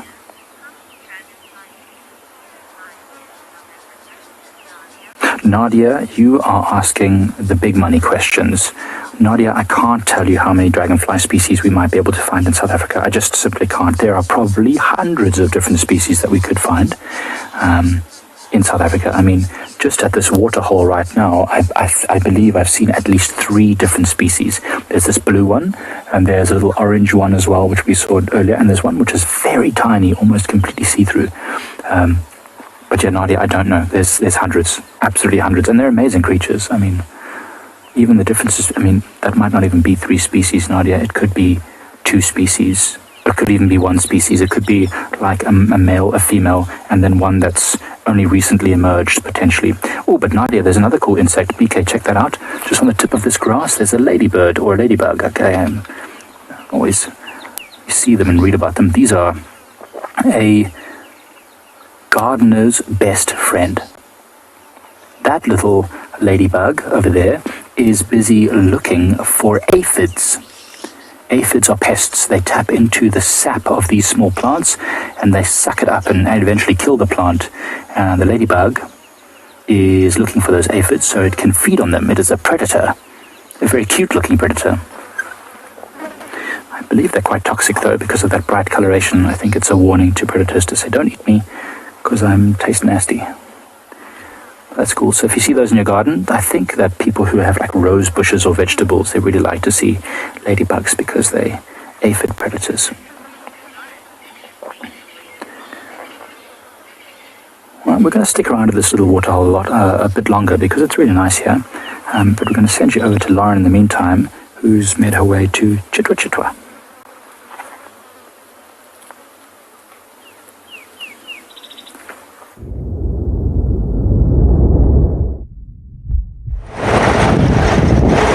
found anything just yet, but we're working on it.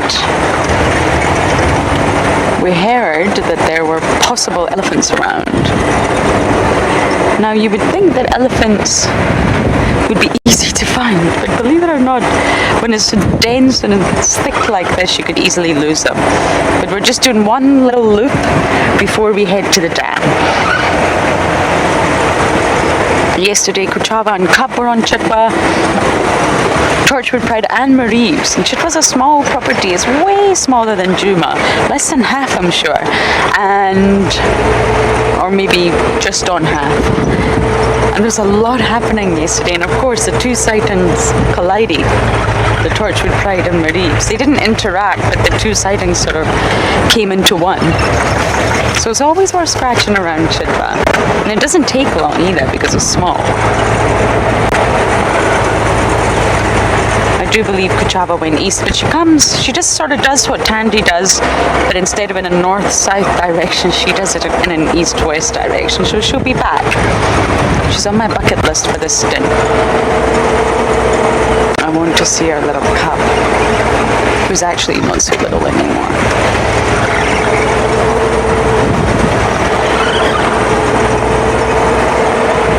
Okay, we're going to slowly make our way to the dam and hopefully something will be happening there.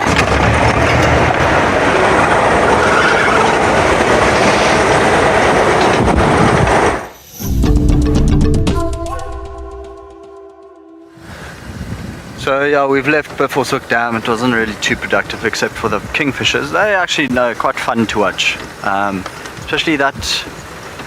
For a bird to be able to hover like that, although you can't really call it hovering because they don't really go backwards,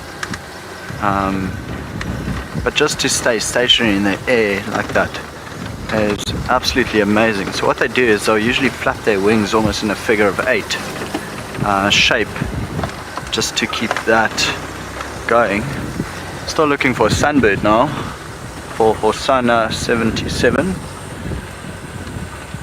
Of course, when you start looking for something, you don't find it, which has been my problem with leopards here. Although I must say that seeing Kuchava this morning was phenomenal. Again, it's something that driving out of Ngala with an earpiece in your ear and you hear Lauren or James or Steve or whoever finds these leopards, the names stick with you. So finding one that I've actually heard of, which is very, very nice. And seeing the little cub, looks exactly like the mother. Also big eyes.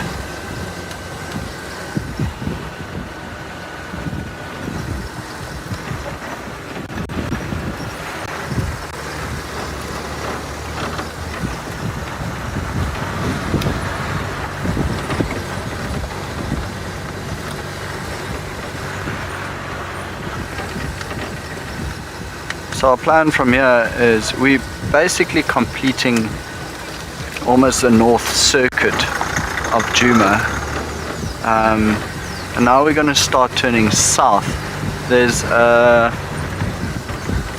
little riverbed called Luati that I want to go drive in. That's where we saw the vivid monkeys 2 days ago, and we actually stopped there. Beautiful area. So I'm just going to go inspect that area. Then from there, maybe head towards Chitwa Dam, see if anything's coming down for an afternoon drink.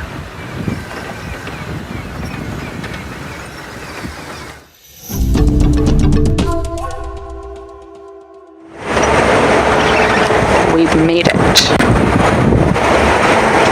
Oh my goodness, I just want to see. I hope I've not driven over it, don't worry, it wasn't an animal. Would you look at that? I'm going to jump out, which means I will lose comms, and I want to pick this up.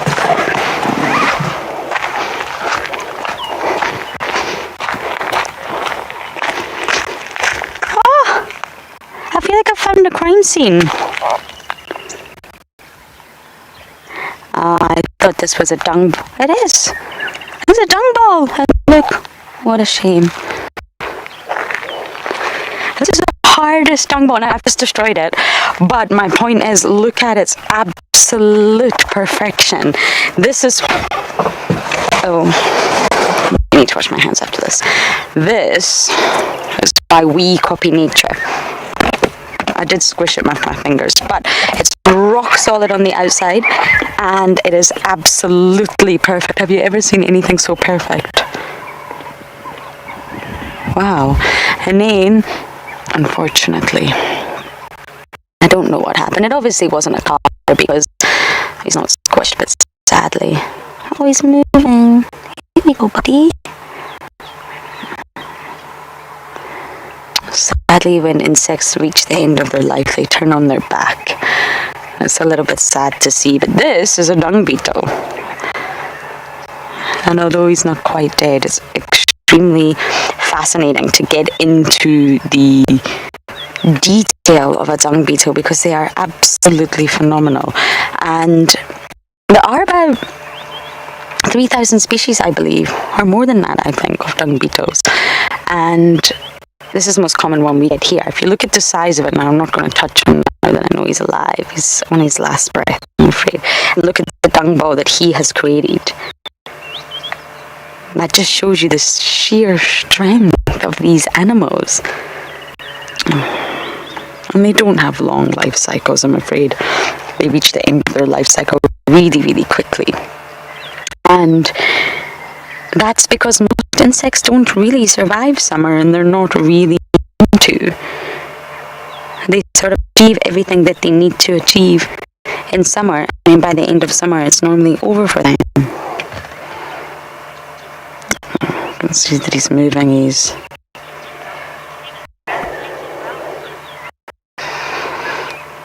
okay. We'll continue our chat about dung beetles in a little bit, but now over to Rowan.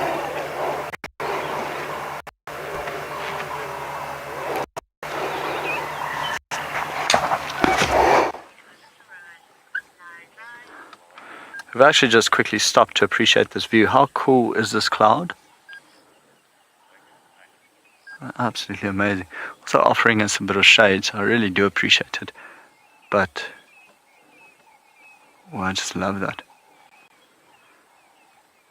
Very, very, very pretty.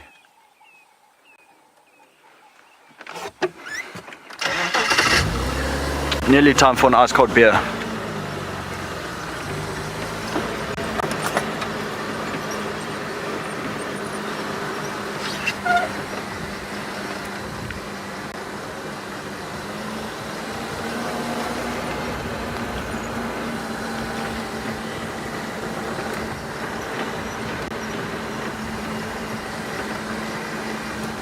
We were chatting a little bit about the radio procedure here around Djuma, Buffelshoek, Torchwood, Chitwa, and it's actually so nice to hear. I mean, it's a lot of different lodges driving from everywhere, but they're very helpful, very quick to respond to radio. So should anyone get mobile, they're quick to give updates, which is really, really nice.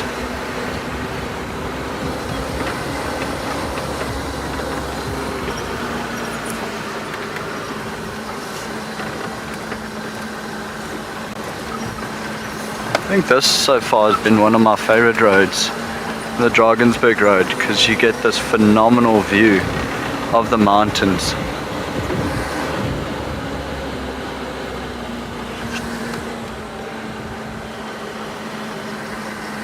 Out here, it's as much the scenery as it is the animals. Just little things to enjoy.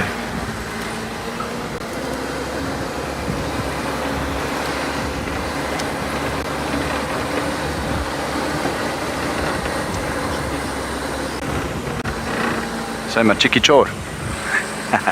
Machikichor is the Shanghai name for a dwarf mongoose. We had a ranger at Ngala. I'll show him there right here. Actually had a ranger at Ngala that, well, he was a trainee. He didn't make it past or through the training stage, but whew, he could talk a lot. And so we used to call him Machikichor. The trackers actually started it.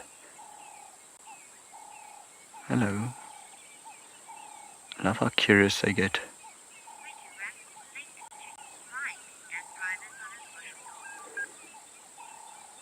Shame, you could see he lifted the one foot now because of the ants. Might have bitten him. But he is just mostly focused on us. Very curious little animal. Okay, we're going to send you over to Mike, who's on bushwalk in Pridelands.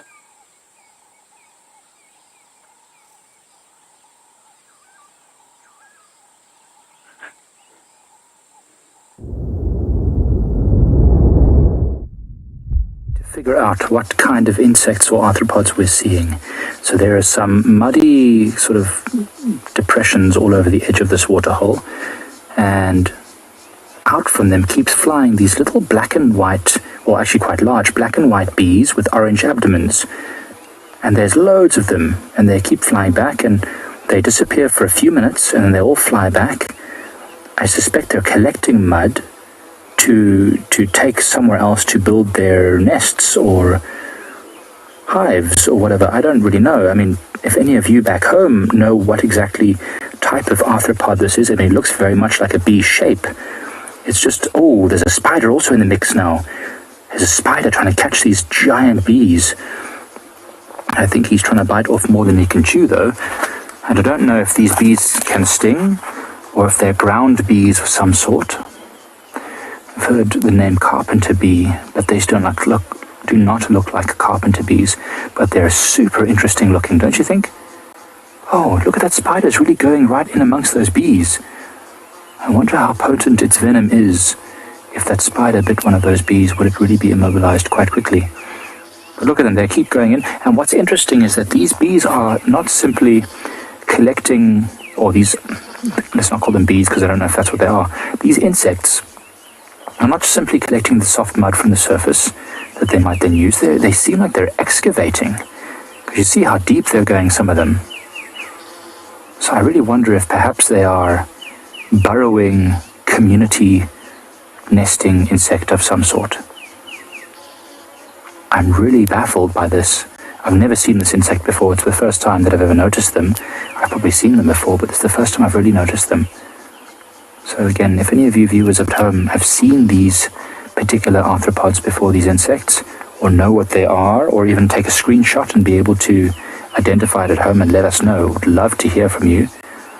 All your comments and questions are always welcome. We'd love to hear from you. Of course, we have a wide range of knowledge about a lot of topics in the bush, but there are always sometimes little things which we just get stumped by, and we know that the collective power of our viewers is much more effective than me simply trying to piece it together myself. So, but look at them all. So you can see those two over there really collecting big, like armfuls basically of mud and then flying off with them. This one here is using its chelicera, trying to dig them, like with the mouth part, digging the mud into a big ball and then gripping it between the front two legs and the chin, or what I would assume is the chin, and then carrying it off. And you can see where they've been working. You can see these little rounded loops. Now remember, I don't know what these are, but I'd love to hear from you if you have an idea. Antique, you say a mud dropper? Never heard the term. Do you maybe mean mud dauber? I know mud dauber wasps that make their little pots. They then put the caterpillars and spiders that they've caught to lay their eggs on. That's mud dauber. Mud dropper, I've not heard of, but I mean, it could be a thing. I'll have to write these things down, or I'll write them down in my mind. I didn't take a book today because I knew how sweaty I was going to get, and I knew my book was going to get soaked, so I didn't bring it. But mud dropper, I'll remember that, Antique. Thank you. Spider? Bonnie, you say red-tailed bumblebees. You know what? I actually did look and think that these looked like bumblebees. So this could be red-tailed bumblebees. I'll have to, when I get back to the camp, I'll have to look through one of our insect books to see if I can identify a red-tailed bumblebee. That's a cool idea. But I mean, they all seem communal. I didn't know that bumblebees were communal, but perhaps there are many different species of bumblebee, and only some of them are solitary. How are your arms doing there, BK? You're right? Okay. BK is the strongest human I've ever met, I think. Absolutely amazing. So these bees or insects or bumblebees, we will keep puzzling them out and watching what they do, see how long they stick around this area. But in the meantime, we'll send you over to Rowan.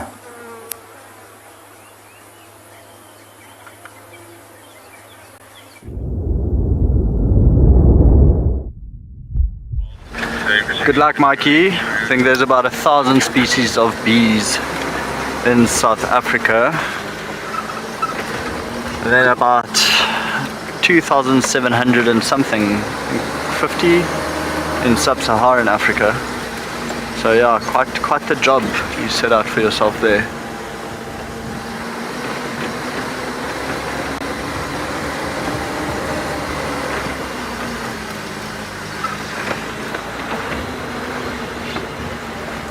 So we're on Battalier Road now, and that's actually another bird I haven't seen around here, is a Battalier, oddly enough.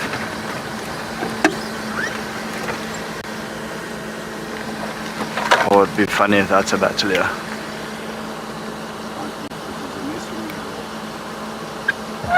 Looks more like a brown snake eagle,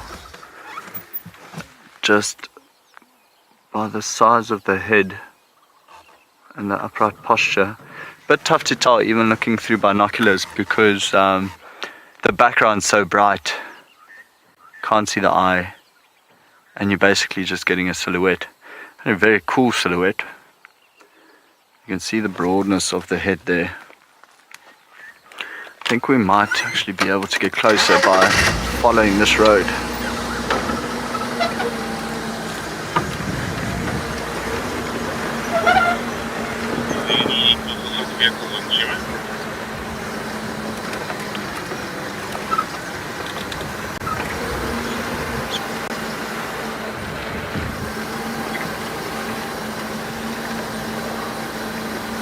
Yeah, my money's on a brown snake eagle. So let's see if we can actually get a little bit closer. And then also on another side of it. So once we see the very yellow eye, we'll know.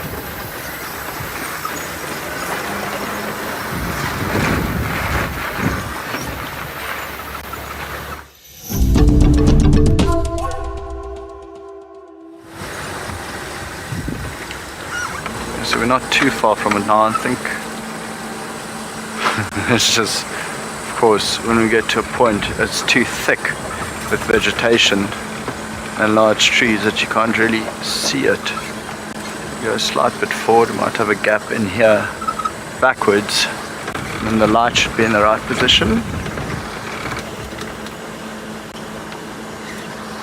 A little bit more. So we get to the other side of the combretum, and then there's another combretum.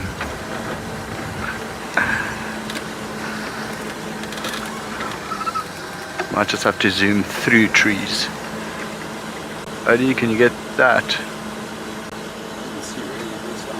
So, much exactly at 9 o'clock. Got him.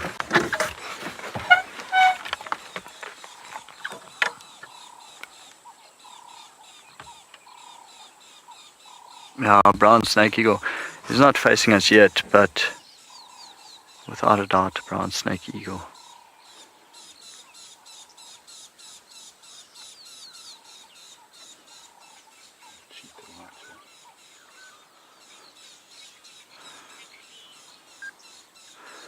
Actually quite nice. For the past, I think about half an hour, 45 minutes, we've literally been the only vehicle on Djuma. I've not passed a single vehicle this afternoon. Whereas this morning, I think we passed 3 or 4. They did help us out with Kuchaba. Met a very nice chap from Chitwa. He said, yeah, go here, go left, and then four-way junction, take a left again, and just follow that till you see off-road tracks. And boom, voila, we found her.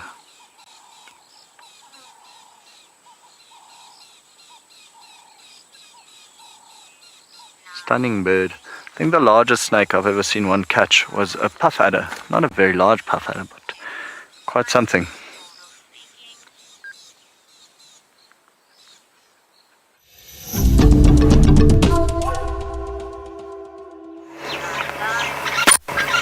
Chitwa Dam, just glorious. It is just so wonderful. It's definitely the most active dam by a long shot. And sorry, I got confused with termites. 3,000 termite species, 7,000 dung-beetle species worldwide, and around 780 species in South Africa. Sorry, the sun's gone to my head. Even though I have this big ridiculous hat on, it's still gone to my head. Now I was looking at the hippos, hoping, you know, hoping to be able to pick out little Rolo, but it's difficult. I mean, there's a juvenile here, which could easily be little Rolo for sure. Oh, but it's tough to tell.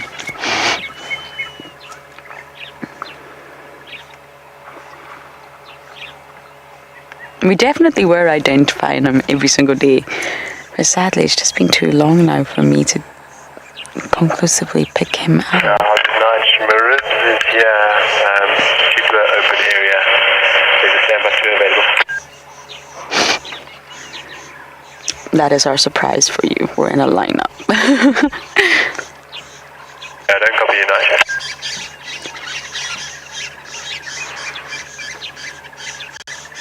I didn't think Maribs would leave Chitwa, to be honest with you.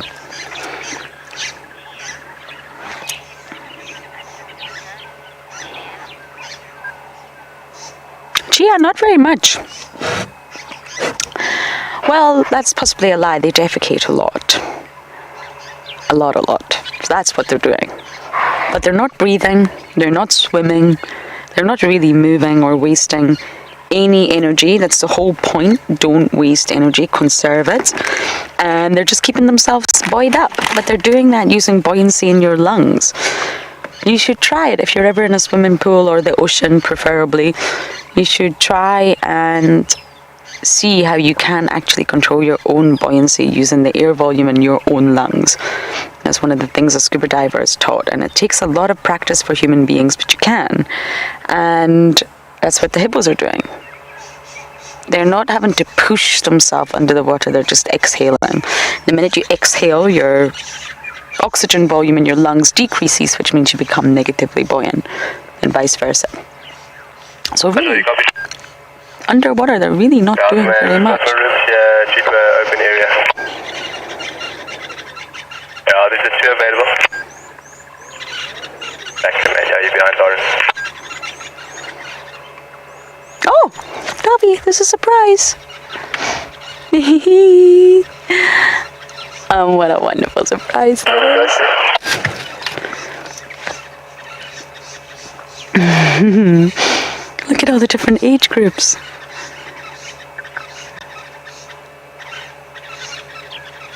It's a very similar herd size to the one I had the other day at Chitwa. I wonder if it's the same herd. Look at that second one from the front. I mean, no tusks.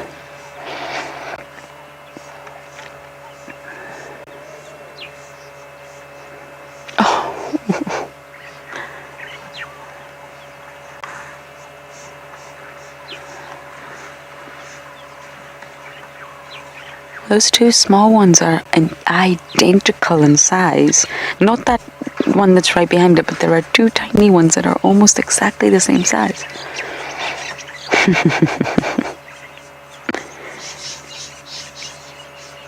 So just to wrap up that question, hippos are not doing much. They're intentionally being lazy to save energy for nighttime.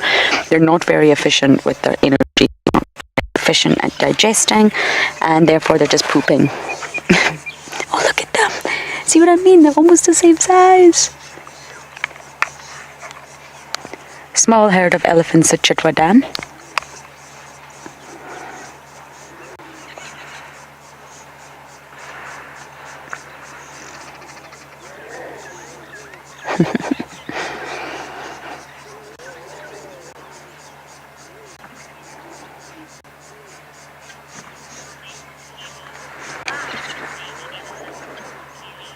Kelly, you're saying, wow, baby elephants. I know.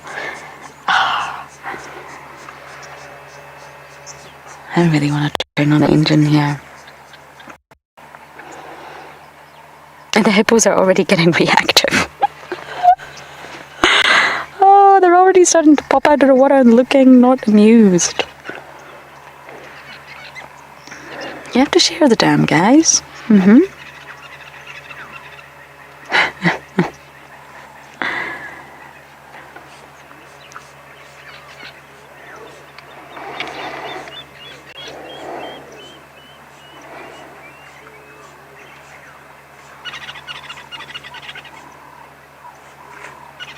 you go.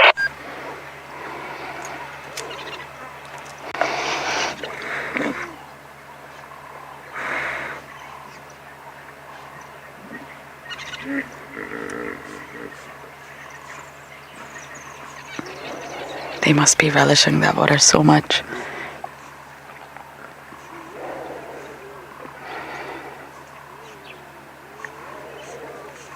Elephants need to hydrate a lot. It's hot. They do lose heat through their ears, but they can sweat. They do a lot of moving and their digestion is really inefficient. So to sort of help everything pass through smoothly, they drink a lot of water.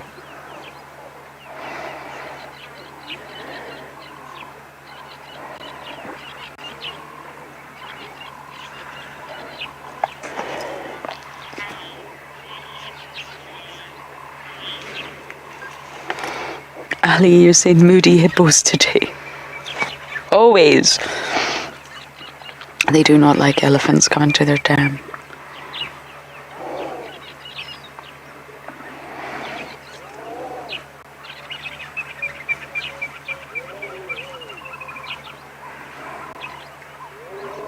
See how they've got the youngsters in the middle there.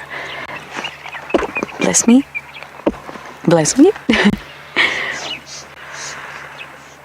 They've got all those juveniles protected on all sides.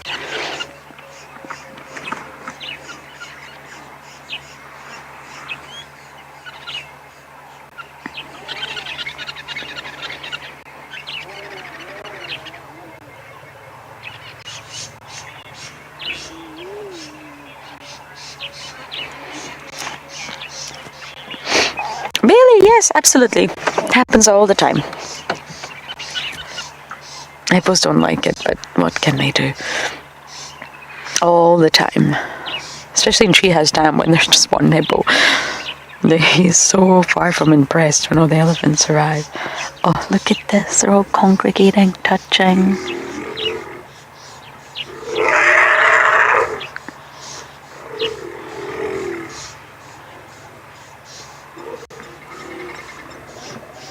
That's a tantrum.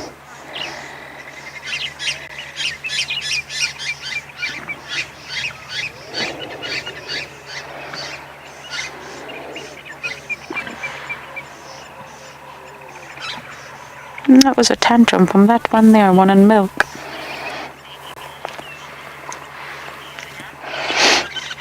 Fiona, it is possible. Elephants have been known to have twins. It's not common. Lauren. Standing by. Yes, Lauren, I'm going to make some space here, so you're welcome to join. Excellent. I'm with the elephants now. I'll be there in 5 minutes. Copy. Nigel, you're going to be on a one. Sorry, yes, twins are absolutely possible. It has been seen. I think Tristan had elephant twins not maybe a year ago. But it's difficult to tell here. You've got different mothers. Unless you see them really suckling. The one at the back suckling, that's the one that took the tantrum. Slightly older. And you'd have to really look at the herd, figure out who's the mother, who's the lactating mother, and who are the calves suckling from. But it's absolutely possible, especially when there's such a similar size like that. Oh, that was so wonderful. Now, we have been called in, and you only get a specific time and a sighting, so we will have to move. And hopefully soon we'll have a spotted surprise for you all.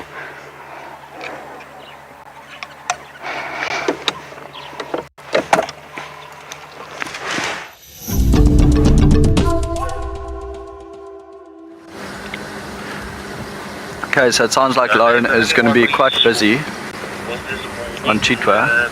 But then what we'll do is we'll just keep going, we'll keep exploring Djuma.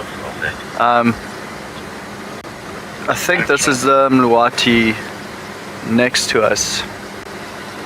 So soon we'll be turning left into it and then right. You can see quite a big dip, larger trees,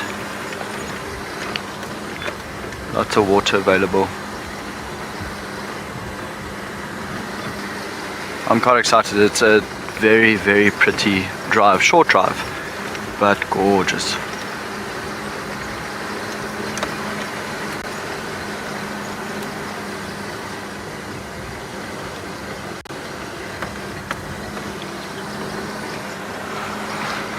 Smells like elephant here, that fresh dung smell. Actually, there are elephant tracks on the road. If you look on the left hand side, so they have been here.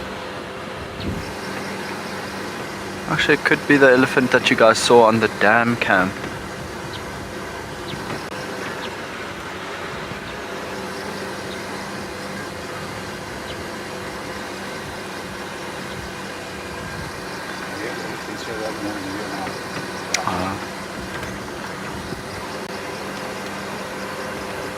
Okay. Nice to see that all the little pans are full as well with the amount of rain we got, and apparently tonight we are getting big rain and it might just last into the morning. Said majority of rainfall coming down at about 4 o'clock, then another big one at 6, and then from there it lightens up. But it's not going to be as hot tomorrow as it was today, so I'm actually looking forward to it quite a bit.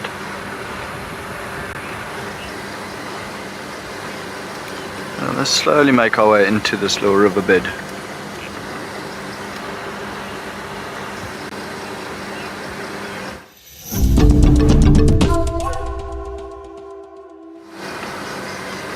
Quite a windy road, and so when I walked into Djuma, I came with Eric, and then one of the first things I saw was actually Rusty and Wendy, and they are tiny, so they're short wheelbase Land Rovers, but amazing to drive, especially on a reserve. But the first thing that I asked Marcello, if you guys remember Marcel, he used to do the fun fact for the day on Ingala. But anyway, so the first thing I asked Marcel is, do they have power steering? And luckily they did. Although I think I would have enjoyed it quite a bit, driving old Rusty without power steering.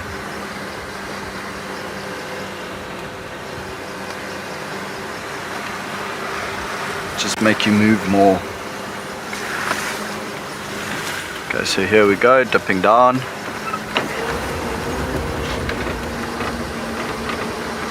Lauren's got my ribs, so we're gonna send you back over there.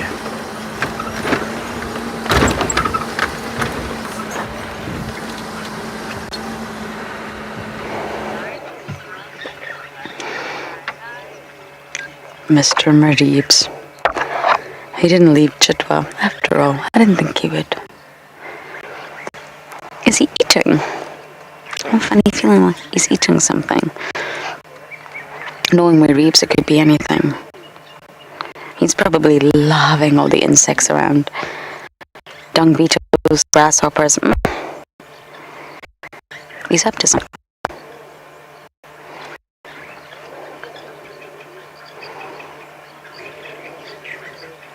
But very soon, he's going to become not so predictable. And just let me turn that down. They do say that male leopards stay with their mom a lot longer than females, and it can be up to 2 years. And if you think about it, he was a March 2020 baby. I remember that because it's Maribs, it's Nkwazi, it's Shambulu. It was the month of everybody. And he's still potentially got a little bit to go. He's definitely spending more and more time away from mum, but he's also seen with mum. So he's not completely independent right now. You cannot use that word, but he's definitely getting there, and it may be another month or so. And he's getting older as well. He may stay attached to mum's side just a little bit longer.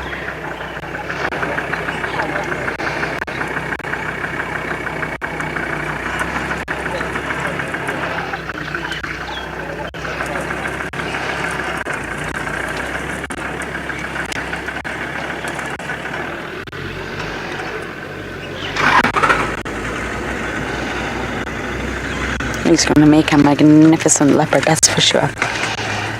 He is a magnificent leopard, but he's only going to get bigger, stronger, territorial. Oh, I hear you're saying the snake charmer. Oh, I know. That story I will never forget. Was it not your sighting, Davy, with Tristan? Davy and Tristan always got up to no good on a vehicle, but that was their sighting together when Reeves had the incident with the puff adder. Hello, boy. Even yesterday with the Torchwood Pride. No fear. Just knew that he had to just stay still and just watch them, and then got up. Nonchalantly just walked away. But the puff adder would have been a learning curve in his development. And they need to learn. Candy can't show him everything, I'm afraid.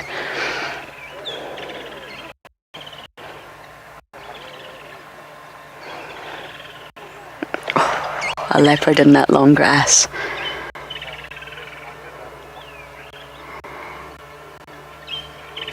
There's some guinea fowl over there, boy.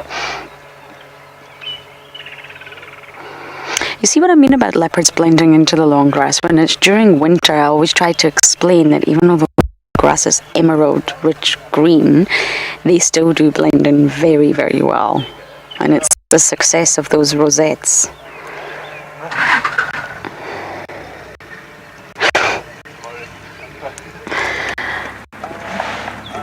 Do you want me to reverse a little? Left hand down. Reverse left hand down. Okay, that I can do.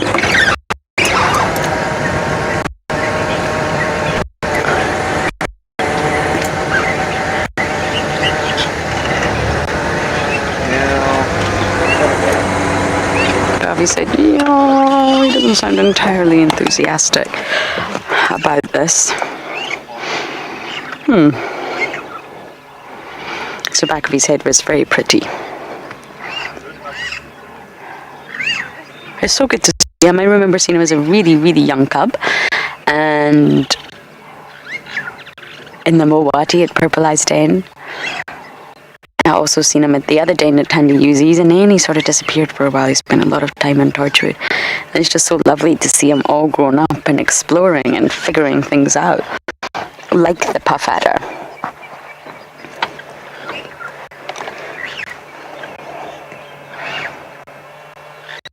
And he's had his run-ins with other leopards as well. Definitely Miss Tlalamba.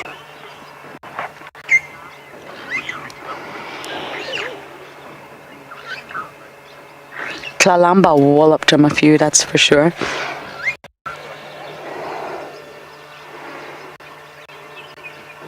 I think he had a run-in with Simba as well.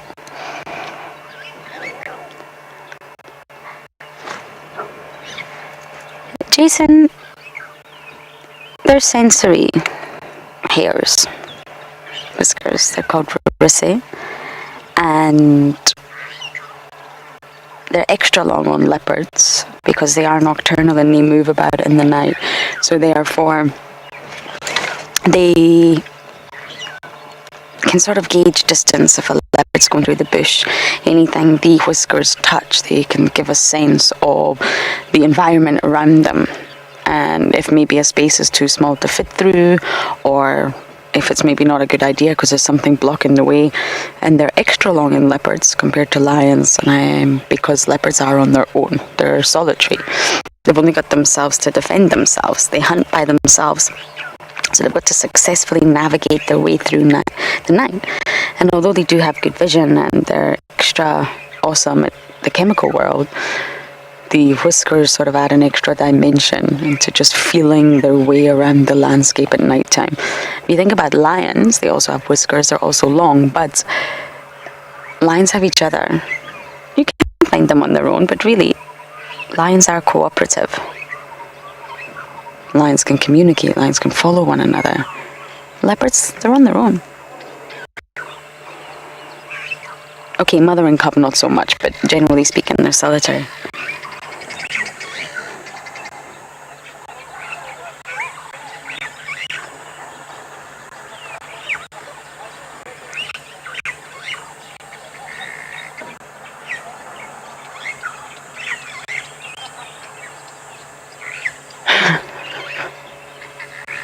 What is that? I think he's eating every single grasshopper that hops his way.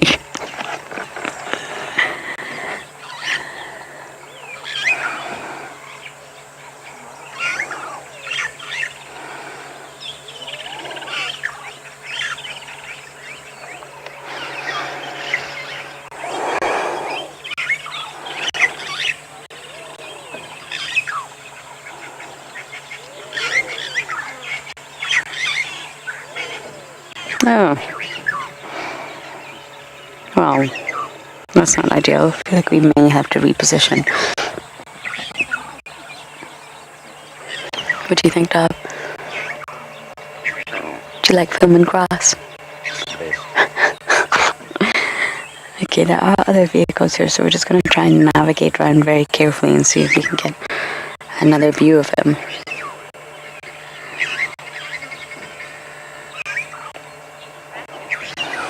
And as I do that, we're going to send you guys across to Mike on the bushwalk.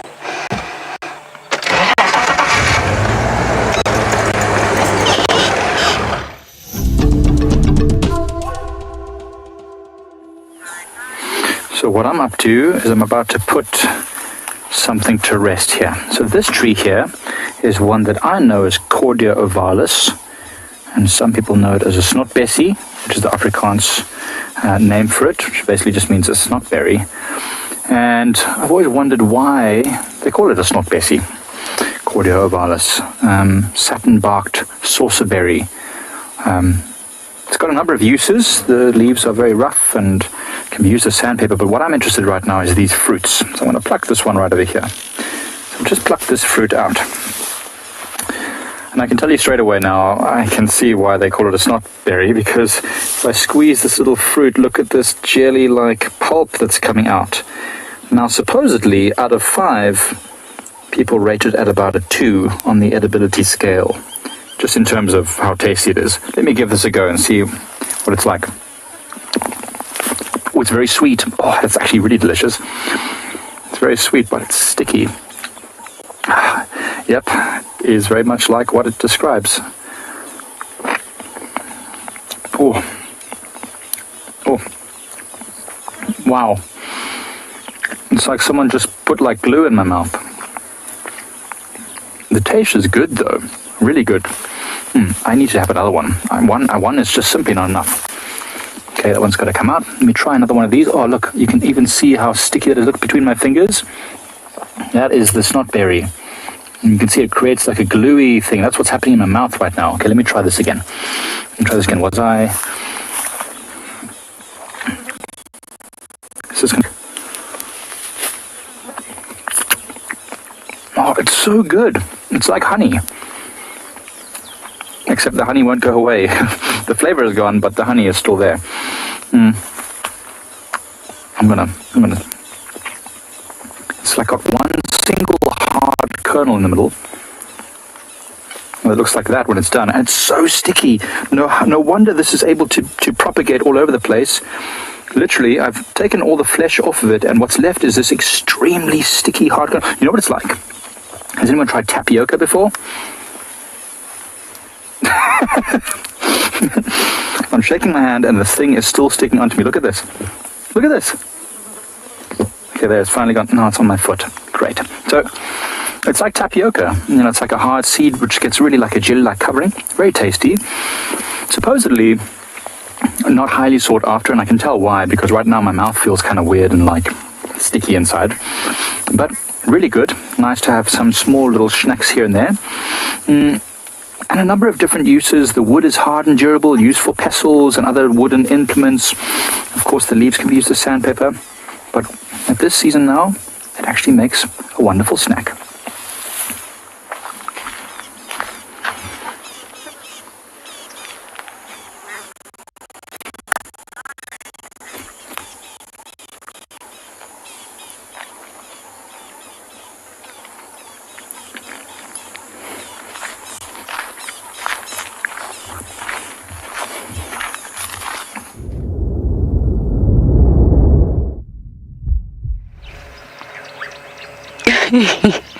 Our boy is up.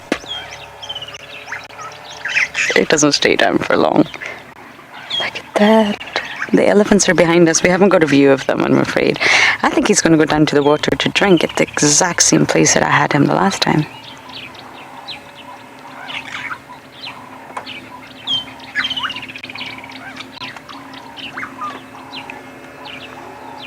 It was my hat, everyone. My overly large hat.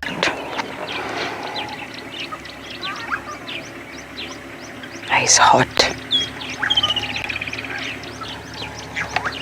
I really hope he does go down to drink.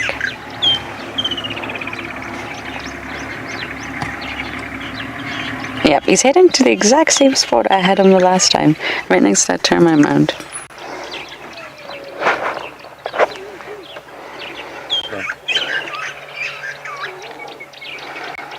I think we are just going to pull over a little bit because Davi and I are also in the sun.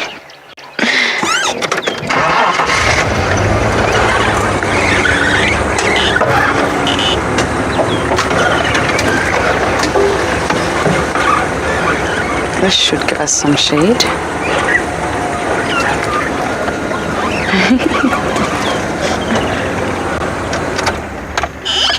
Davi, you're not in the shade. Neither are you. No, the shade didn't really work there.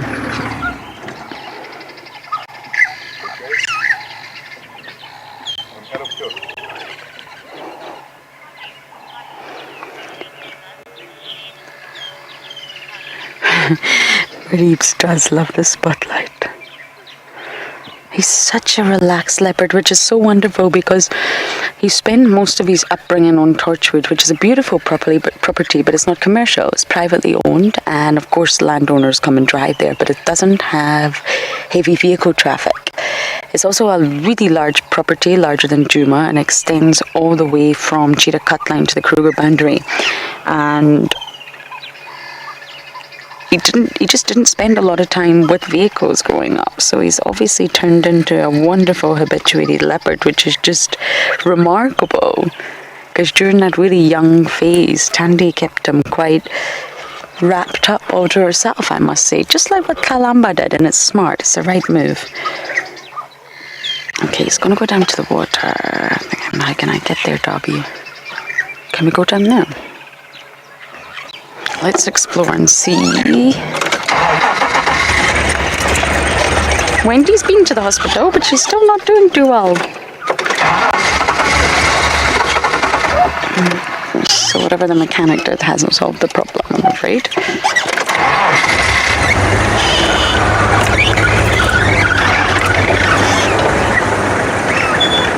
He's going down to the water's edge. I think we can get down here.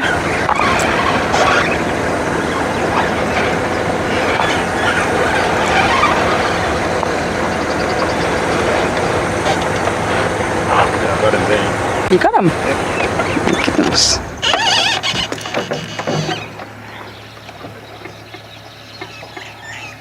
Oh, he's heading over that way.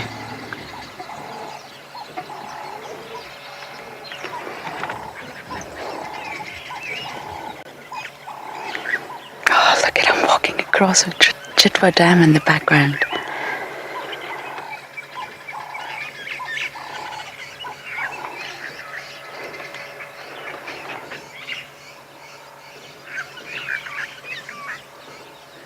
One of my favorite leopards at my favorite dam.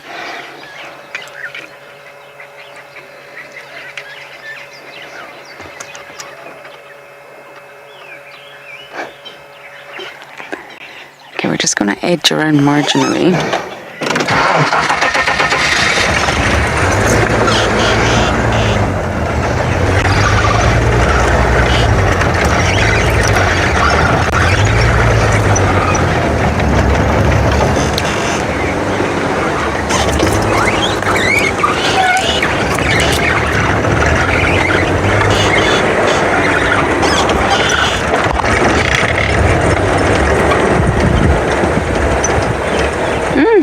Exact same termite, man. Okay, I'm just going to stop here for a moment because I don't think he's going to stay there. I think he's going to keep moving.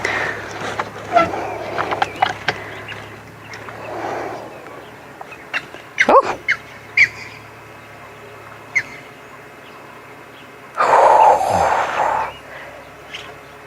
Would you look at that? Do you want to go around, Dove? To the left or to the right? To the right.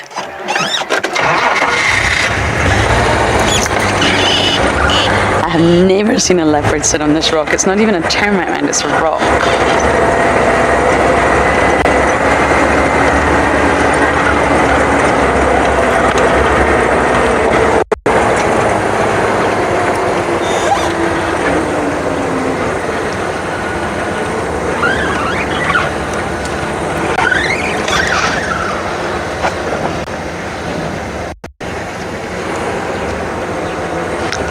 Thank you.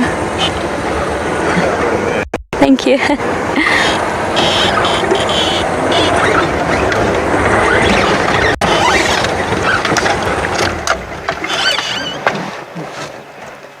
Wow. This is absolutely 10 out of 10.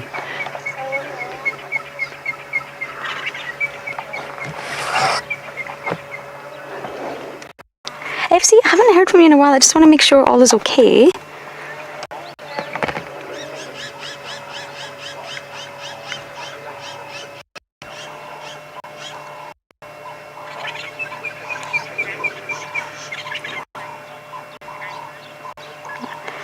Okay, all is okay. We're going to continue to sit here and watch Mr. Marives.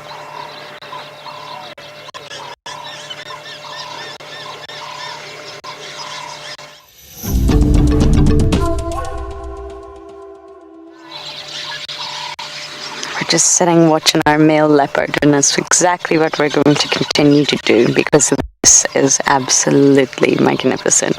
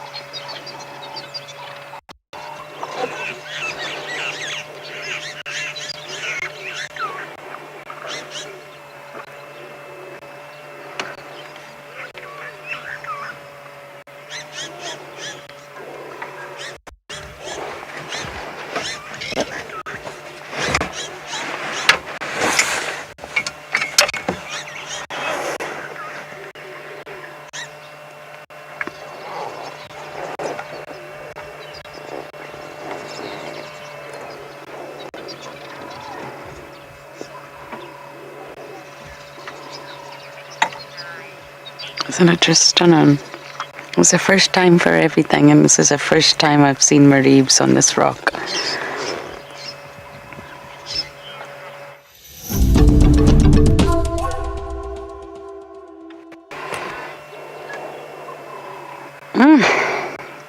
I can't believe this. There's just a small little rock opposite one of the chitwa rooms. This is where he always hangs out, but obviously the landscape's changed a lot. Oh, he sees something. What does he see?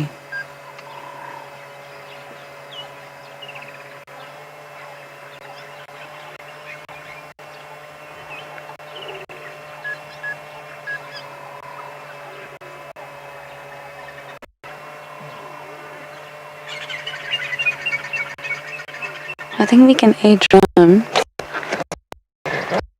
You should always give an animal a little bit of time and space to figure out where it is they're going.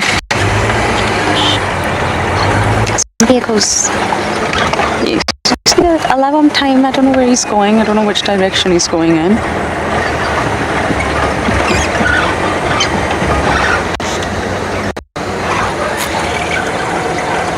Oh, there's a big croc. Look at this stuff. The croc's eating something. That's what he's been watching. 2 crocs. I wonder what they were eating. Maybe fish. That's what he's watching. He's not going to go after a croc. He's just intrigued. Ah.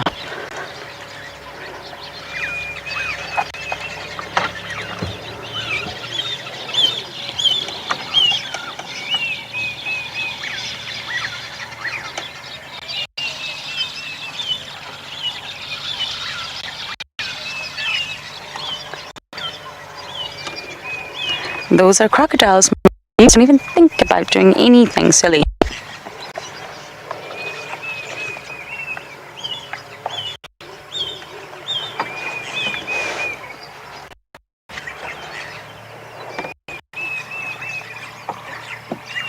He's watching the crocs. 100% he's watching those crocodiles because they're eating something. I think they have a fish.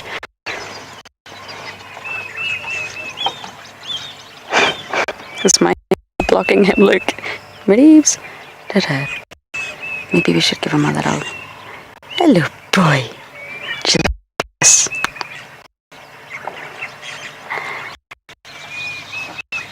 There's not really much I can do, so we're just going to have to sit tight here.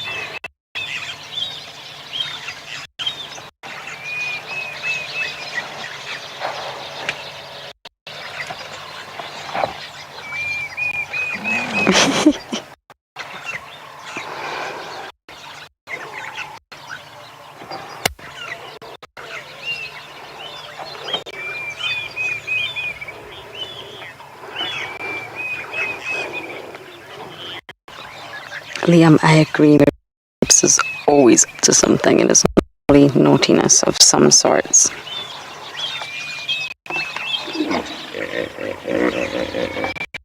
He's just intrigued. He's just intrigued by everything. Movement, smells, sounds.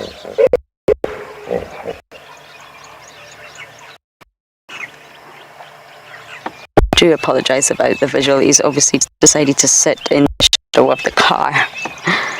It's probably nice and cool for him.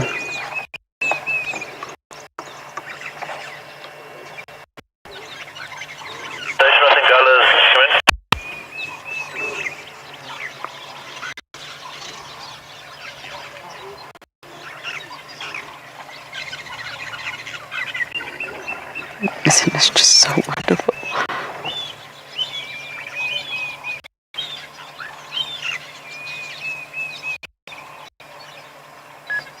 He's panting heavily. He must be thirsty.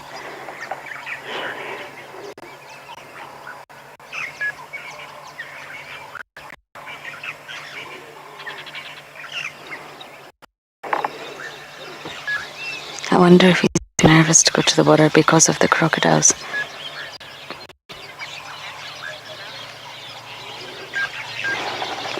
Okay, we're going to sit here with Mareebs, and you're going to head over to Rowan at my favourite place.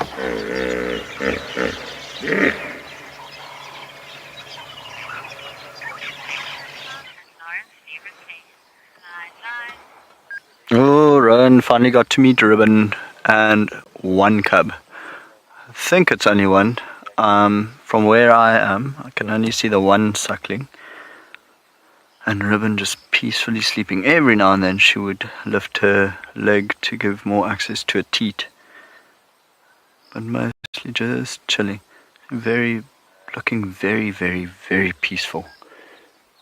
And the cub just drinking and drinking and drinking. You can actually see the lips moving a little bit. Biting down, squeezing a bit more milk out there with its front paw. A cute little thing. The other one could just be behind her, further down into the hole. Yeah, since we've been here, we've only seen the one.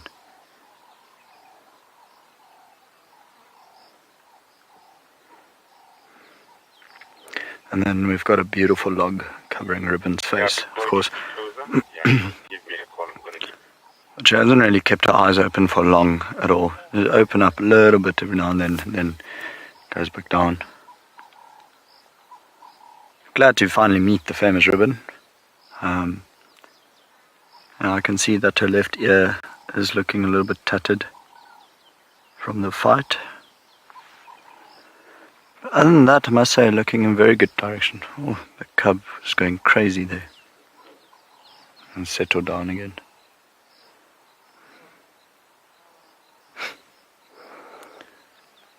So we've probably been sitting here for, maybe 15 minutes or so, and it's not stopped drinking.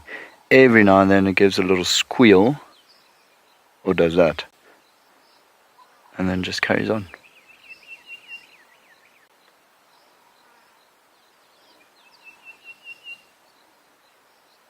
Yeah, quite a nice view of the bum. And then of course Ribbon's claws. Short nails. You can see also how quickly she's breathing, and that's purely because of the heat. And I can imagine that cub biting down on the teat wouldn't be the most pleasant situation either.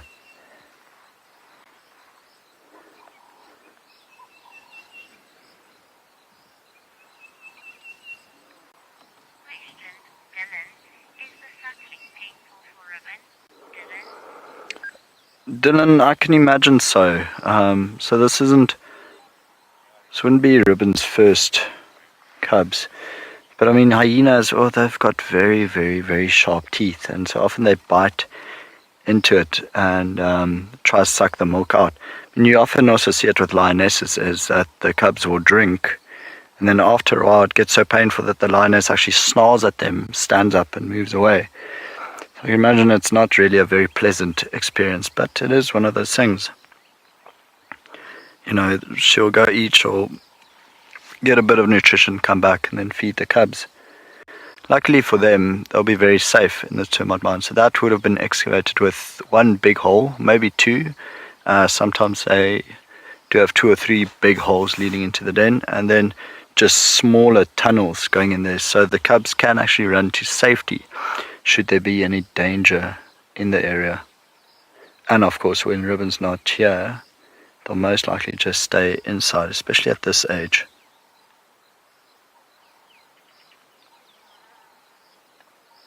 I can't see any other hyenas here, so I think Ribbon is just denning by herself. No males, just her and the 2 cubs.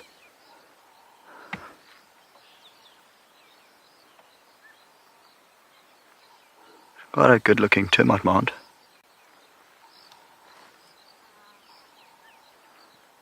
She would also know from past experience, where she feels safe with the youngsters. There's not too many other predators in the area bothering her. And so it's how she would pick a den site. Eventually, there will just be too many parasites in an area, and then of course she would move the den site. Maybe to a different termite mound that she has used before.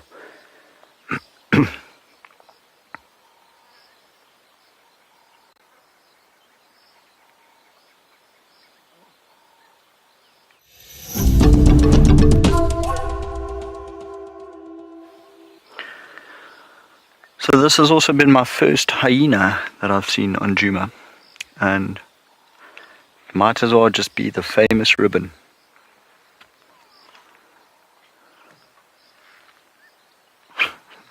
Surely that cub must be full by now. It's amazing how much milk they can fit in. It's quite a nice spot as well, so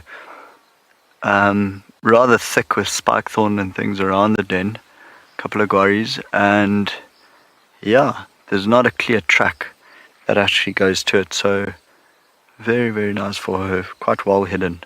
So we are sitting on a road, I think, and just watching, but not bothered at all. I mean, even when we parked here, when we rolled up, Ribbon did not even lift her head.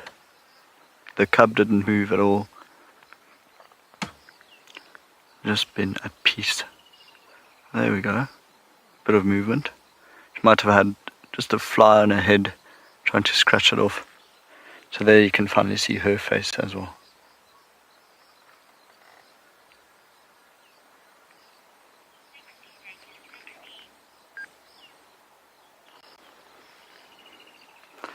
Actually, from this angle, you'll see the very broad jaw. It's such a strong animal. Oh, see now, I think it might be starting to hurt. You can see how she's using her back paw, and it's actually resting on the cub. I almost thought she was going to try kick it away. Other than that, fantastic mothers. I mean, hyenas are very protective of their young, and just very loving mothers. Just sad because they get such a horrible reputation. I still blame the Lion King.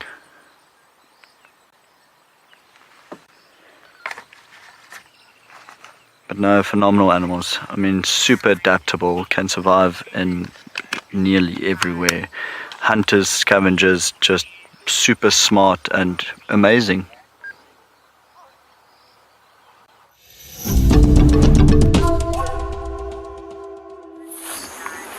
Well, I foolishly said that I will definitely find something to talk about in 2.5 minutes. And in 2.5 minutes, my mind is filled of the fact that there's lots and lots of different plants here. But either I've talked about them before, or I just don't know enough about them to talk about them. So I'm just going to walk through this grass, and BK, you're going to have to follow carefully, because maybe we'll find something really cool in here, apart from oodles and oodles of ticks. Let's have a look. Oh, there's an old termite mound that is still active. Oh, there's a little spider on that. Thank you, little spider, for saving us. Just in there, BK, do you see that? Is that a spider? Oh, what is that? I don't know what, that's not a spider. It looks a bit like an assassin bug, maybe. Do you see it on the top there, BK? Just on there. I don't know what that is, actually. It looks like maybe a little bit of an assassin bug. Or perhaps, I don't know.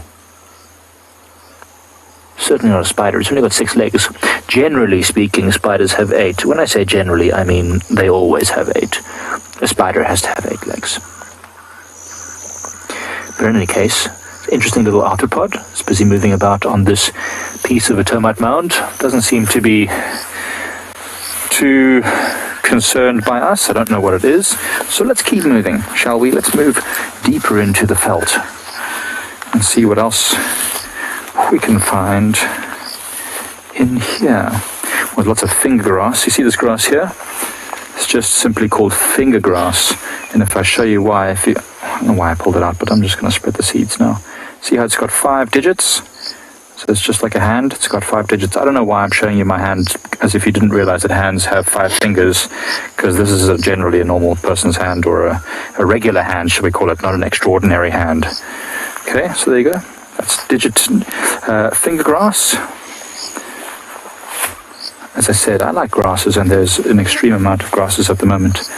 It's just absolutely phenomenal how much has grown here. I remember driving this exact road and finding nothing but dirt. And now we can't even see the dirt. Oh, there's a spider hunting wasp disappearing. Well, the wasp has disappeared now amongst that foliage, and I know that Lauren is still with a leopard. So rather than subject you to more of my ramblings, we'll send you over to Lauren and a beautiful leopard.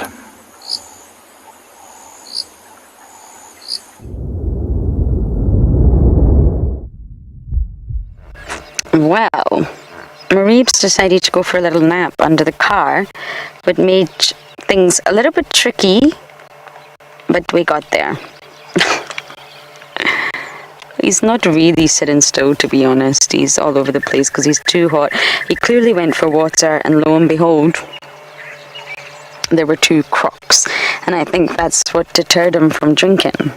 And he's learned that lesson somehow.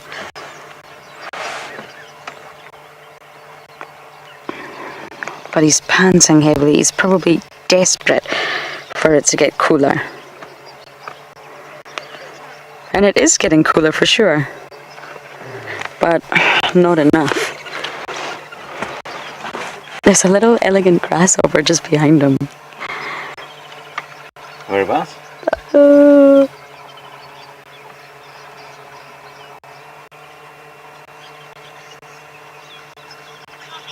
I can't see it now. Sir, 50. Yes, he is. He's getting really, really big. But when you still look at him, he's young. He's very young. He's got that really sort of juvenile look about him. Oh, look, there's warthogs running in the distance. I've lost them now. They're running through the long grass. Mareebs, you're missing your chance here, boy. But he's got those big paws. Look at those big, big paws. But he's still very young for a leopard. But he's still...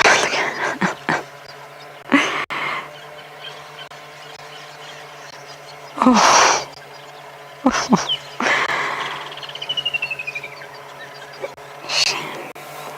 I mean, I've really struggled in the heat today. I really, really struggled. It's been a tough one. And we can drive into the shade and we drink water. And naturally we sweat it out. But to be covered in hair like that must be tough.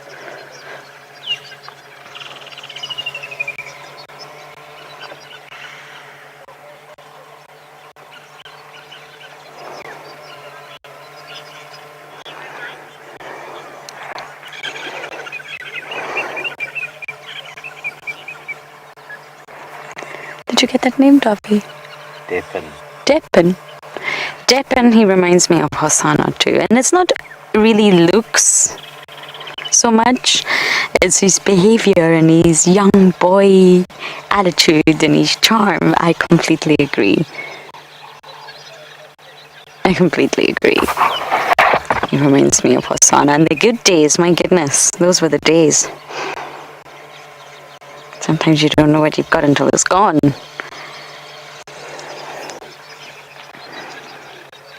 We're the only vehicle here, which really surprises me. There must be lots of action elsewhere.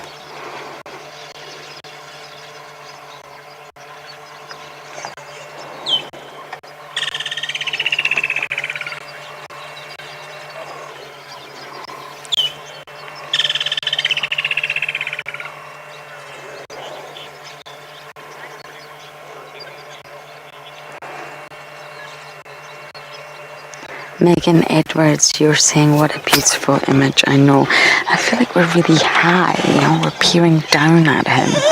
Just wonder if we can roll back a little bit. He just keeps coming to the car. He's obviously learned somewhere along the line that cars equal shade.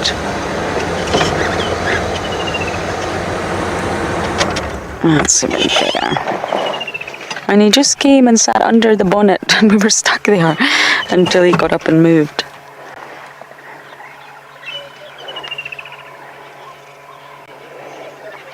Davy, can I just show you something? Look.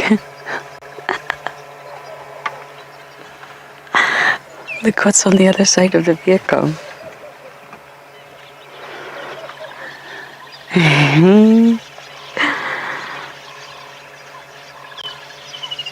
They have no idea. He also has no idea. I don't know if he's got the energy right now, to be honest, but he might hear them at some point.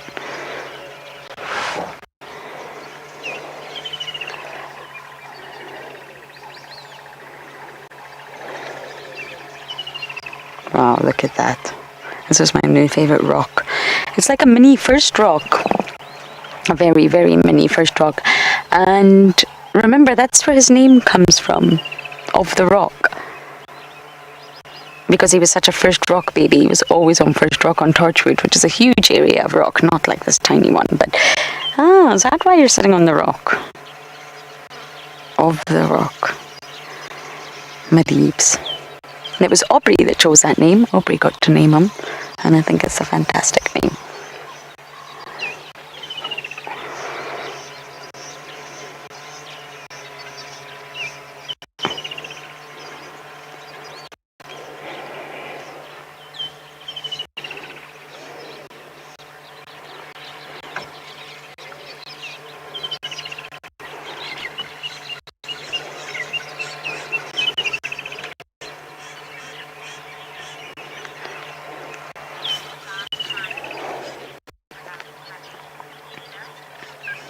Gina, and I'm not sure. It's only my day 4 coming back.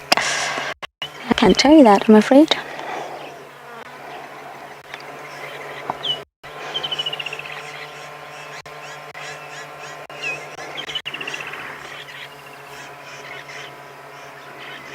Where's your mama, boy?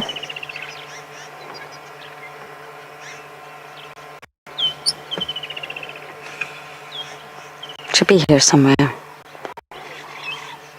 I've had some fantastic sightings with both Mareebs and Tandy on Chitwa Open. It's a fantastic open area, and right now it's so thick, the grass is so long that it makes it even better for the leopards.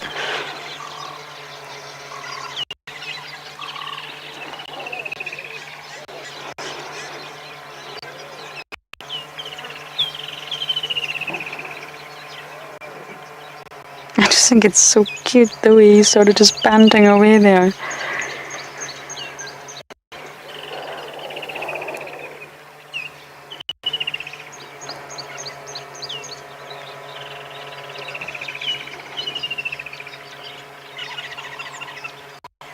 He's starting to develop that much more mature male face.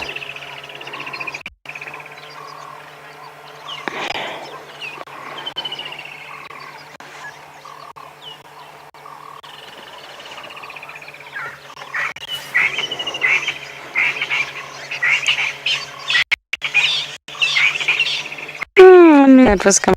Big, big, big yawn.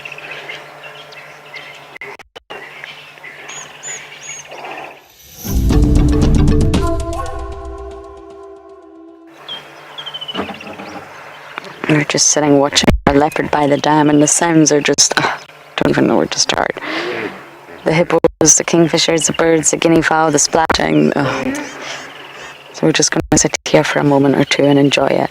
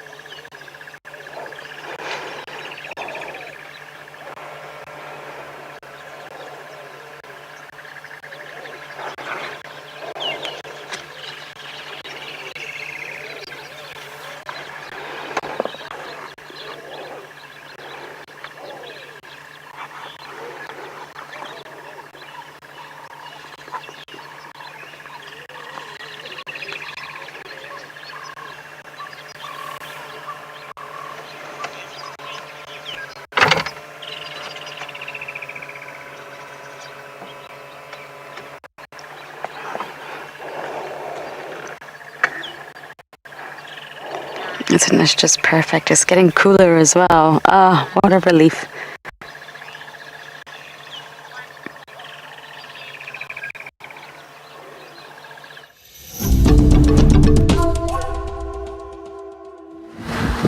Hello and welcome back. We have left Ribbon just to chill, relax and feed the cub, and we are now making our way to a road called Ingwe Alley. Take that and then actually start heading into the western part of Djuma. There's so many things on my seat, I'm struggling to find my binoculars. It's just a stump. It is indeed just a stump.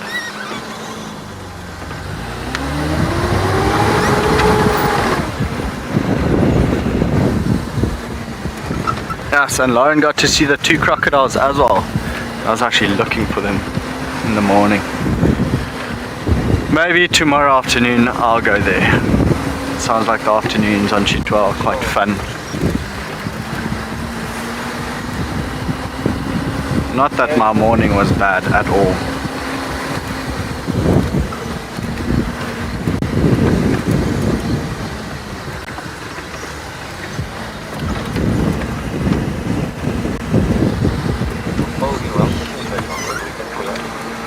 Odie wants to show you the beautiful sunset, and it is rather pretty.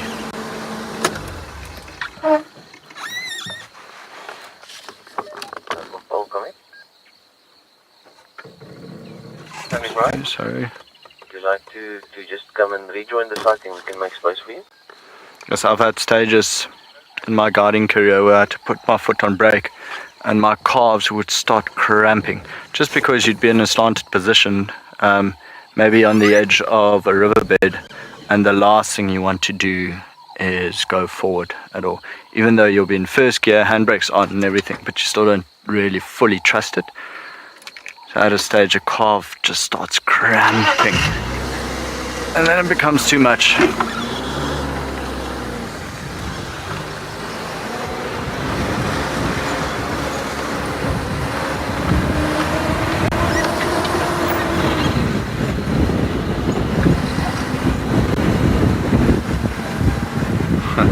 So the frogs are starting to call now as it's cooling down. Any absolute pleasure. I think they have really just not disappointed in the last couple of days. The sunsets. So we might lose a little bit of signal again as we go through here, but it should be rather quick. Just give us 5 seconds. 1, 2, go, 3, 4, 5. There we go.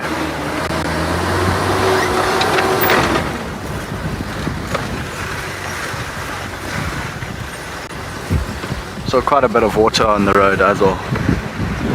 Fair number of puddles.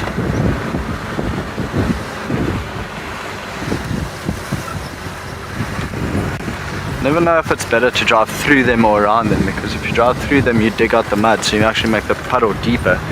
But if you drive around them you can expand them, because you push the sand on the side back into the puddle, so then they get bigger. Probably better just to make it deeper, so then in times when you don't have rain, then you drive around them.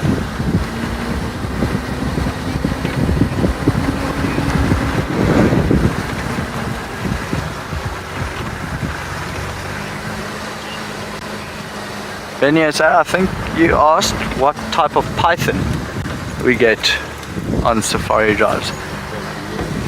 So, if I understood that correctly, an African rock python.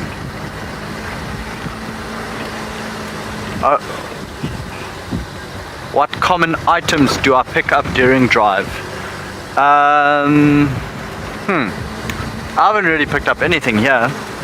Mostly sunglasses, we have a lot of guests that lose their cell phones, which is a little bit annoying because often what happens is they drop a cell phone and they know it hopped off, but we will be on our way somewhere. So instead of stopping me and saying I dropped my cell phone, they'll wait till we get back to camp and then tell me, oh Rowan, by the way, I dropped my cell phone when we left the Lions about 2 hours ago.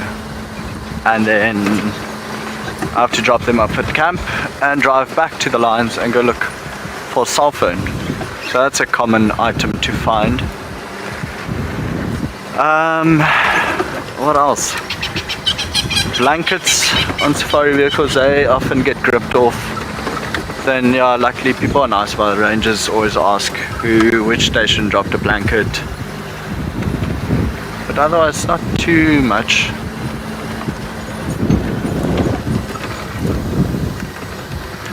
I think we found an iPod once, but literally we went down for a walk.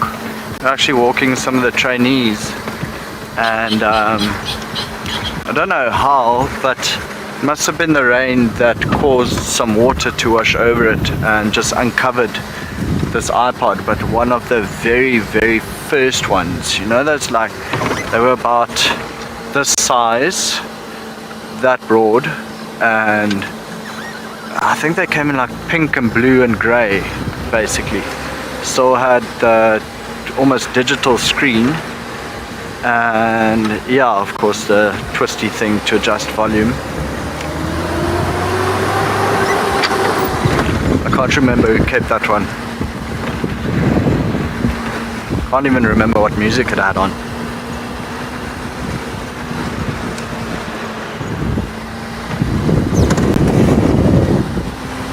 Okay, so this is Ingwe Alley that we're on now, and we are moving in a westerly direction, so we're actually facing towards the setting sun. I've also had people ask me if the sun still rises in the east and sets in the west even though you're in the southern hemisphere. So yeah, you can imagine my sarcastic reply to that. So while you ponder on that, I'm going to send you to Mike, who's on bushwalk.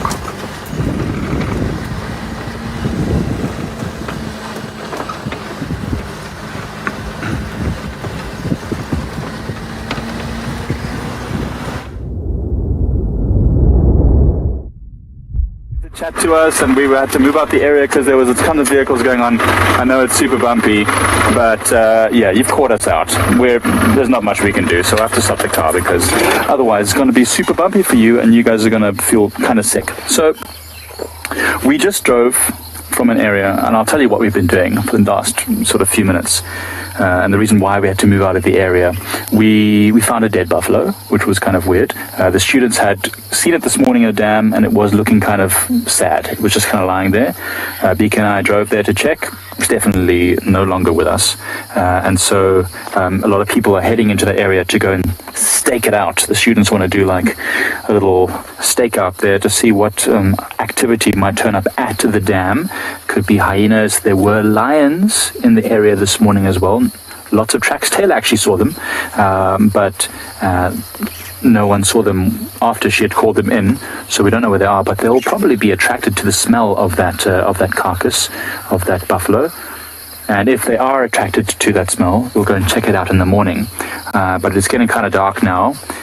We don't have the infrared equipment to view that particular scene. I mean, there's nothing there at the moment to see except a dead buffalo, which isn't the most exciting. But we'll head there tomorrow to have a look. And yeah, the reason why we're in a vehicle is because it's getting dark and we want to get back to camp to be safe. It's not safe to be out in the bush on foot at night. I mean, safer to be in the bush at night on foot, but not safer than being in a city, I would say, but not a particularly safe thing to do if you don't have all the required equipment, and the equipment being incredible night vision and tough skin and weapons to defend myself. I don't have any of those things. We do have, however, some nice dramatic skies. We believe there's going to be a bit of a storm that pulls in tonight. I don't know if you're able to look that way, BK.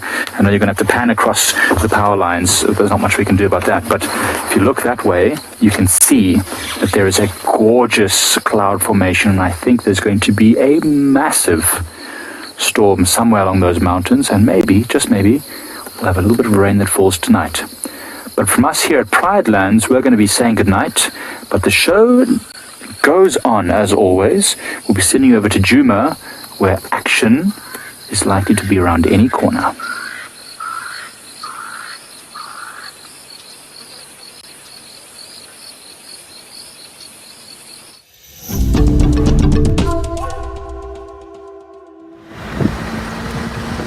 Okay, so we're just cruising along. Actually, quite a few birds on, rather upset on this side, because earlier we spooked of a rose eagle owl. I think he might have just landed here somewhere. You can actually, yeah. So all the fork-tailed drongos and some of the babblers are just shouting in that tree. I'm pretty sure he's not in the first bush willow, but the one behind that.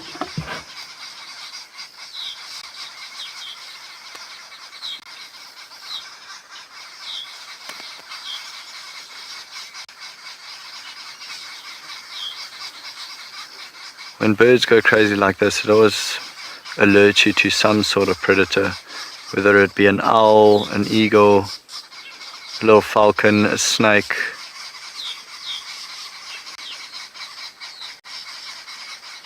And of course, if you see drongos doing that, flying up and down, like diving into a bush, they have absolutely no fear, zero fear.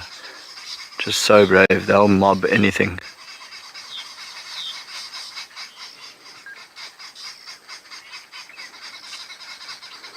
But I still can't see the owl, so I'm trying to have a look. Maybe Odie, should we go a little bit forward? Might just be sitting a little bit lower down. And there.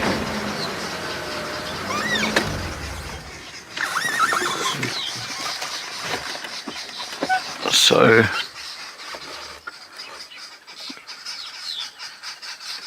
see, like in that little hole there, because the drongos keep flying in there, but I still can't see the owl. Makes sense though, it's a little bit too early for them to hunt, so when we spooked it, it just flew in front of us, and it would go into denser vegetation again to try to stay hidden. But of course, a big bird like that flying past all these birds, it's a predator, so he's not really hidden anymore at all.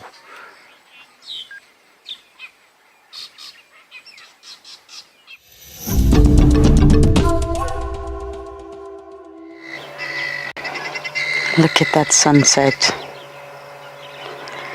You will hear the guinea fowl going crazy, and that is because Mareebs leapt up out of his sleep. He was literally sleeping with his eyes closed, leapt up, sprinted in front of the car, tried for the guinea fowl, but unfortunately it was not successful. It happened way too fast, and the guinea fowl have not stopped chirping.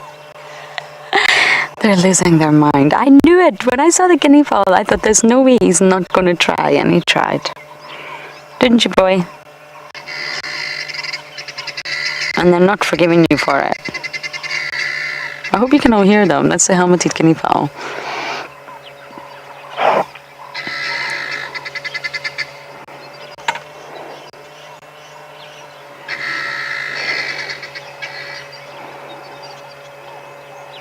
Marie just loves a guinea fowl. For any of you that are maybe new, he regularly hunts them and chases them and stalks them and hoists them, actually.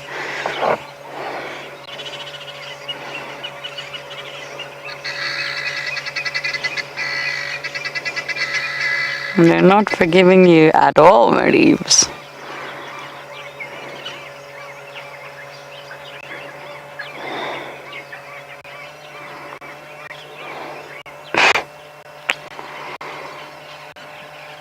He's got super, super hairy ears. So sweet.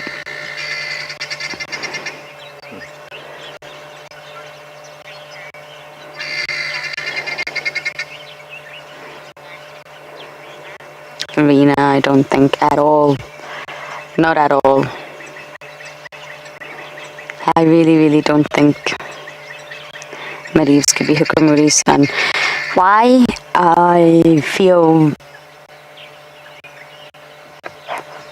Tandy and Mareeves at that point in time, March 2020, or before that, obviously, she would have to be pregnant, sorry, so December 2019, Tandy and Hukamuri don't really cross paths, and I understand that females that come into estrus, they actually can move outside of their territory, so they move extraterritorially to find mates if they're struggling.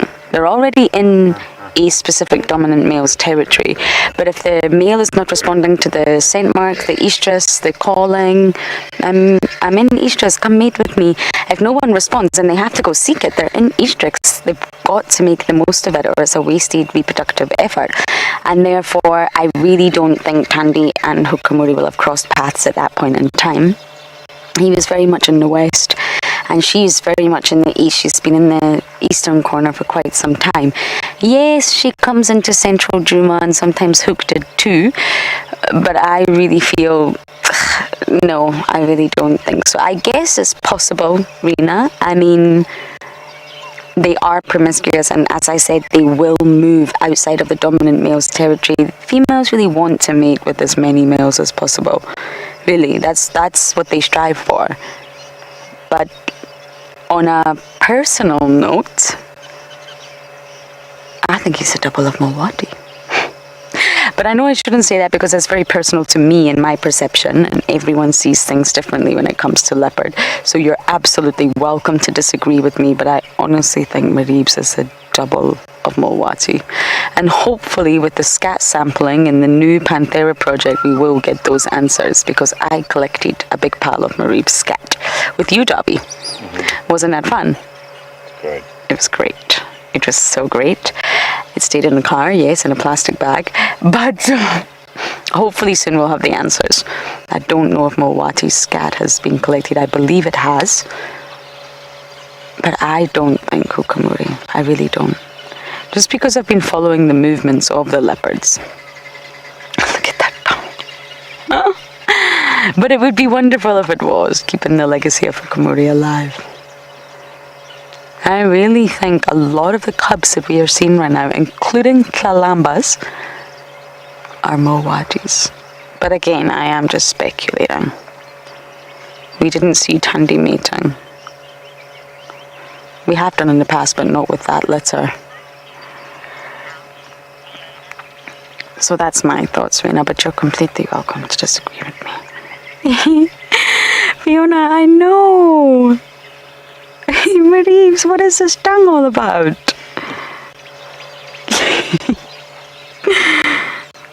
It's a bit ridiculous. Okay, now you're just showing off. Is that for Fiona?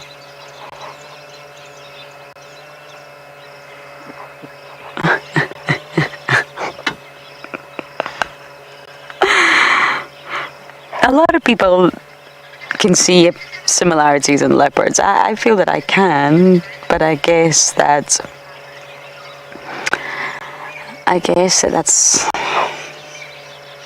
all an individual perception, really.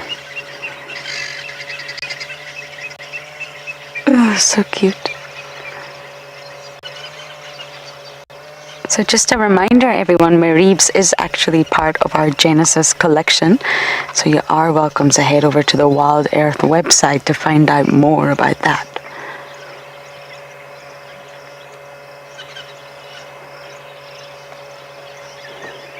He's gone flat now. You know, if you were just bumbling and you really didn't know Mareeves was here, when they go flat in the long grass, you would never, unless you could hear the guinea fowl. You'd never know. And now we can fall into a deep sleep. It's so much cooler. It's still a bit sticky, but it's, I feel like I can breathe again. Were you a bit hot there, Davi? Quite. Yes, been a hot one.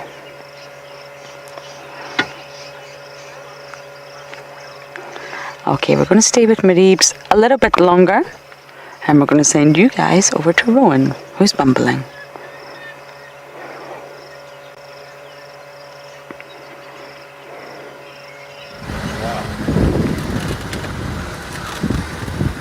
I am exploring. Owen told me go left and now he's decided we go straight, so we're going straight.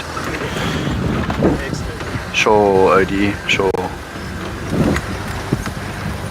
Yeah, he keeps mentioning a road called Mendoza, but I think seems like it's changed to Monkey Orange. So we're going to go drive Monkey Orange Road, which is a tree, by the way.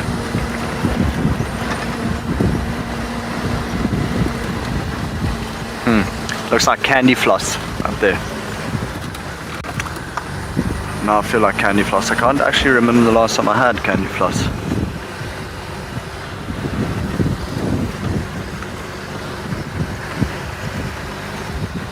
It's been quite a long time since I went to a carnival or anything like that. And I used to be in school, in high school, they had a yearly carnival. Those were quite nice. Few rides, some of those swings. Never really a big roller coaster, but yeah. Oh, and they sold the most delicious pancakes. You guys here, it's nearly dinner time. Okay, go left here. This is Monkey Orange Road. We've arrived.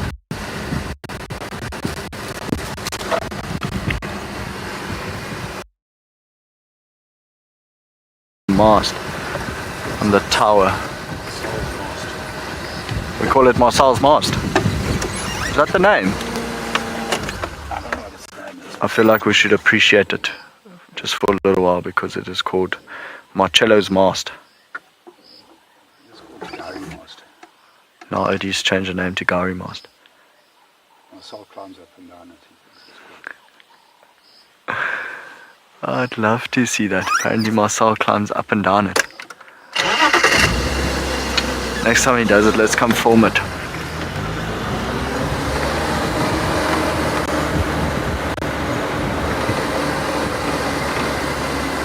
Shame. There's all these little termite holes along this road. So I'll try not drive over it with the tires. Just take it over. Jada, I've actually never been to the Masai Mara, sadly.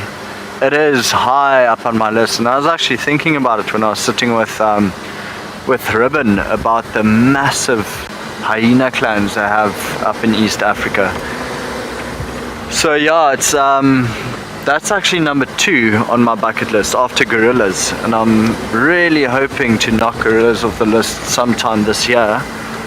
Go to Uganda and go hike a mountain to go spend some time with gorillas and also chimpanzees, as well as a shoebill will be thrown into that trip. And that's pretty much the general thing. But also the thing is, when you're up there already, you might as well do East Africa. It's just, it becomes very, very, very expensive. But yeah, I remember during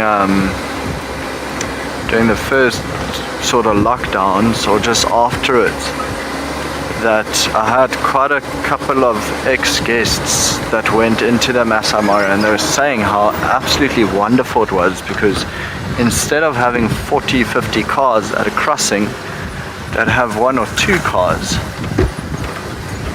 It was just absolutely stunning. Anyway, I missed that part. I was in Ngala doing WildEarth. But no, definitely very high on the bucket list. The Masai Mara. Go see all the wildebeest, go see all the zebra, the enormous clans of hyenas, and just a crossing. There's some mobile camps that you can actually go to that you'll sleep in a tent, and they pretty much park you right in the middle of the migration. So you'll sleep in a tent with about, well, let's just say hundreds of wildebeest, hundreds of zebra all around you. You'll most likely hear lions roaring at night, leopards will stalk through. You are just submerged in the wild. And then when you go on game drive, you'll do a full day game drive, and while you're out, they actually move your tent from one spot to another spot, still following the migration. How wonderful would that be? I don't know how well you'd sleep with hundreds of GNU around you. I can imagine it gets quite noisy. But you can sleep when you come back from the holiday, I suppose. It's more the experience that you want to live. Okay, so Odie said he had a good feeling about this road. So that's why we're here.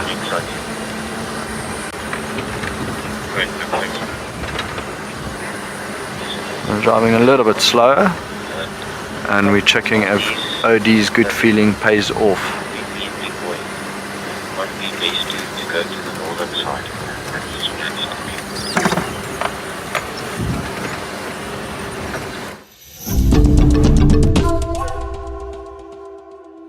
It was bizarre this afternoon while we were driving around.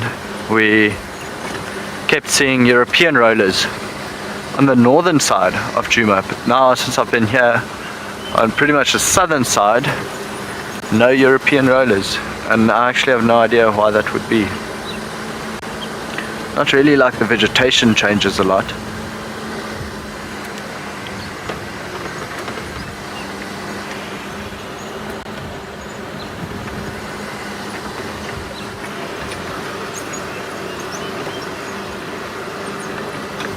There's only tracks for those scrub heads. They've actually got a cute track. It looks like 4 fingers poked down like that. Tiny, tiny, tiny little paws. I guess we'll start seeing more of them now as it gets darker. Switch a light on, and a few of them will possibly run in front of the vehicle a little bit later.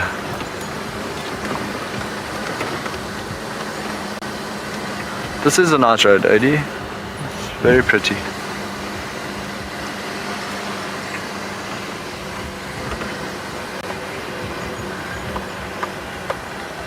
Nice big marulas.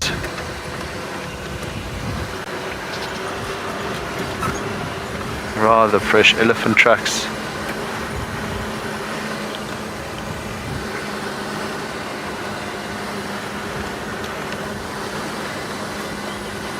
There are a lot of bush willows on Djuma as well, but mostly red bush willow and large fruited bush willow. Whereas I think on Ngala we had more russet bush willow.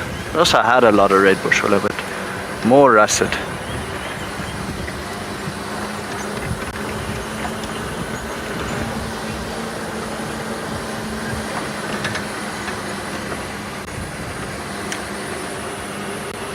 So this is Rusty's first gear cruising speed that we are traveling at. My foot's not on the pedal, on the accelerator at all. We are just in first gear and bumbling along.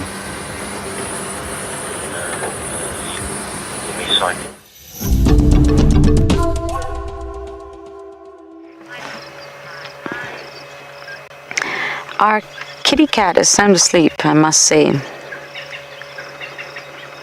And I think this will be the last little segment we do with them. It's getting dark, it's getting late. We are right in front of the lodge rooms, and he's fallen into a deep sleep. I thought he would. This is the time the cats really sleep properly. Yes, they rest during the day, absolutely, on a hot summer's day, and they will try to sleep, but it's uncomfortable. They have to keep moving for shade. The insects, they just cannot find that comfy spot.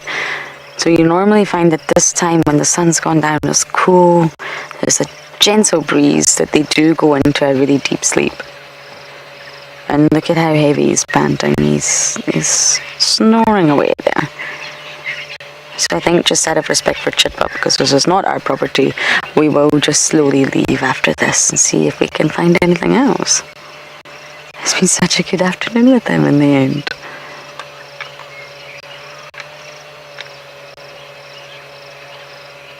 When he's lying like this, he looks tiny.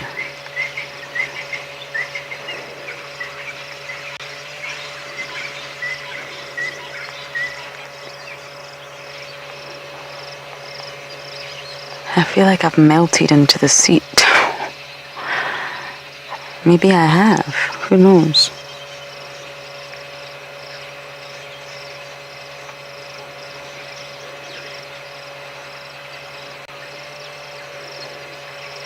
It's so nice that it's still light at this time.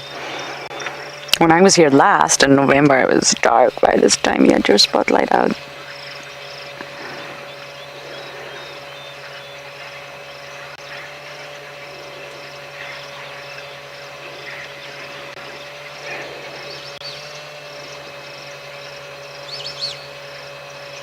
Okay, maybe he's not sleeping as soundly as I originally thought.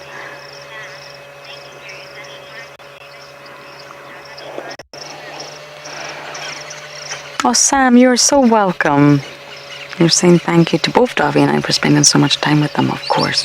We're actually really lucky. I'm not sure why we are the only vehicle here. There's probably something terribly exciting happening elsewhere and we don't know about it, but we've been really lucky. There's a chance we could have got kicked out by now.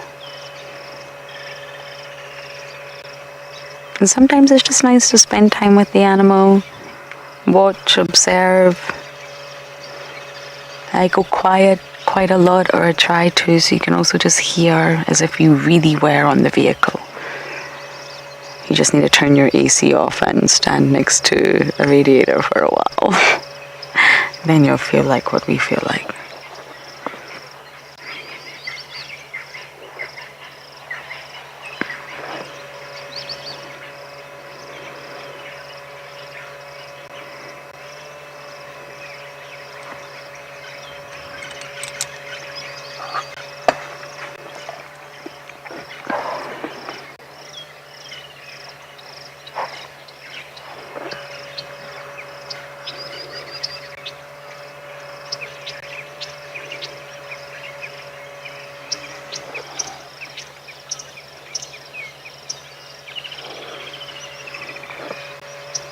I feel like he's really looking at something, but I can't see anything.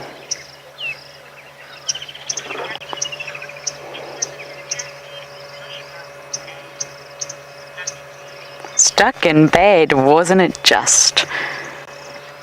Oh, Mareebs agrees with you there. It was a good bush bumble. Hot to start with, but we got there. Also had a bushwalk, elephants. It's been a goodie. But Mareebs, Rowan would like to meet you. Will you be here tomorrow? Oh, okay. Okay.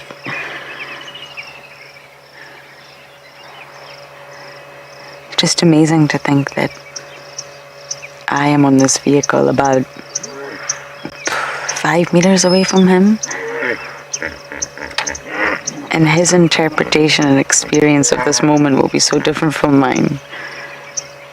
He'll hear things that I can't even begin to imagine. He'll smell so much, I smell nothing. And his eyes will be starting to adapt to the low light conditions where mine are not. He's getting stronger, I'm getting weaker.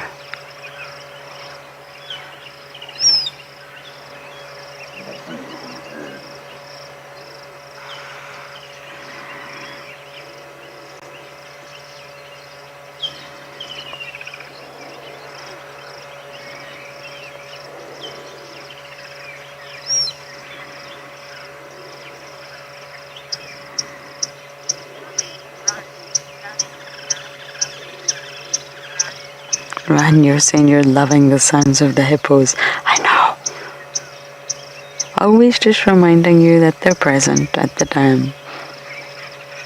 The hippos will be getting ready to leave the water soon. Some might already have actually started to forage on land. But that's my eyesight now becoming, wow, quite useless.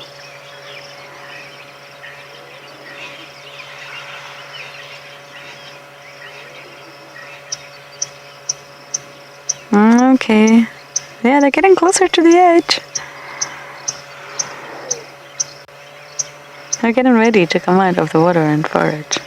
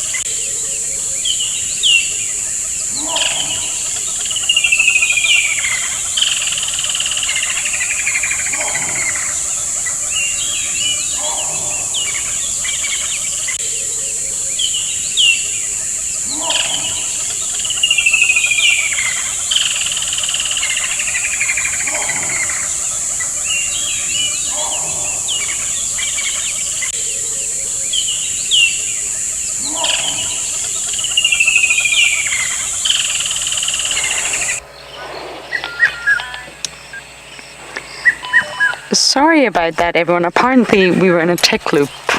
We also don't get those comms, so I have no idea where you lost us at.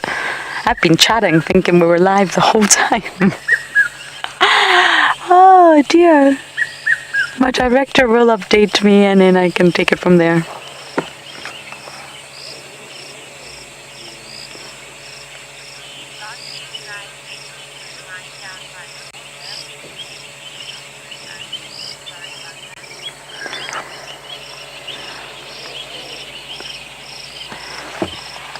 Okay, well, you've missed a lot.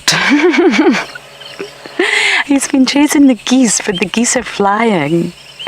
They're flying overhead, and he keeps running after them. And then they change direction, he changes direction, and we've been boinging back and forth. But you're never going to get them, boy. You can't fly. You can do many things, but you can't fly. Oh, here we come.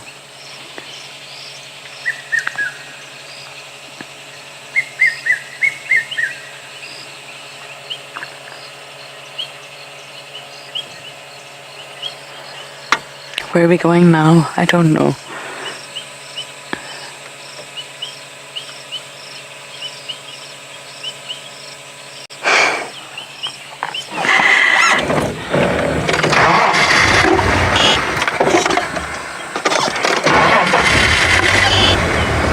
There we go, Wendy. Okay, we will do this one last goodbye with them and let them be. I feel some.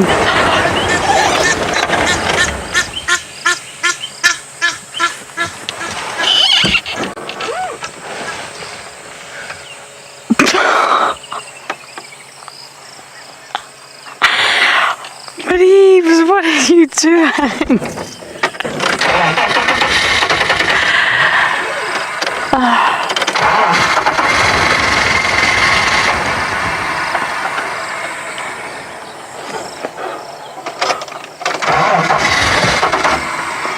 Okay, we don't have a view of the leopard, and Wendy's deciding not to turn on the usual.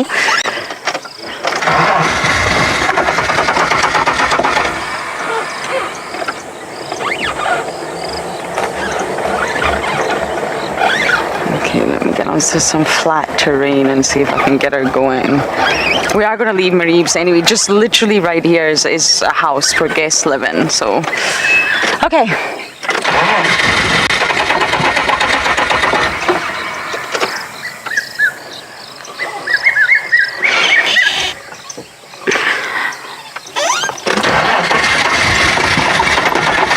Okay, that's not going to work. So, we don't really have much to give you a view of, to be honest. We just have a tree.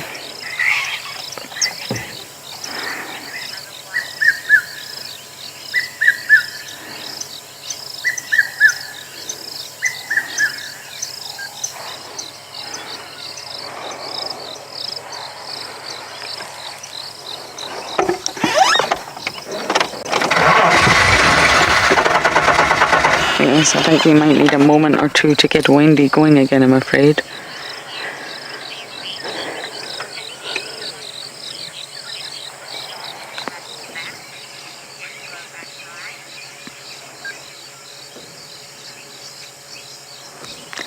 Okay, I do believe Rusty doesn't have any signal, and Wendy is clearly not wanting to start. So Davy and I are going to quickly figure out what we're going to do, get her started again, and for now, we're just going to go into a repeat.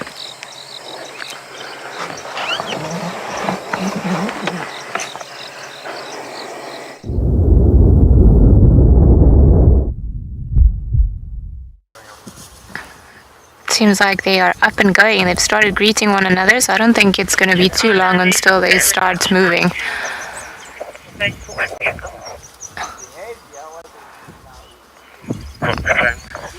On Zoe's road, I'm approaching at Berenati in junction with Zoe. Whew. I don't know if you guys can hear, but there's a lot of, it's almost like a squeaky toy, the noise that they make. So this is normally the greeting ceremony that they do before they go up and then start becoming active and moving around. So hopefully this is the beginning. all of them greeting one another. There are quite a few of them missing, but at least there's some action. Just guys, don't go behind the Tramad man. Let's just wait. Oh, there you see they're popping out on this side, and they might just pop in front of us. Oh, look at that.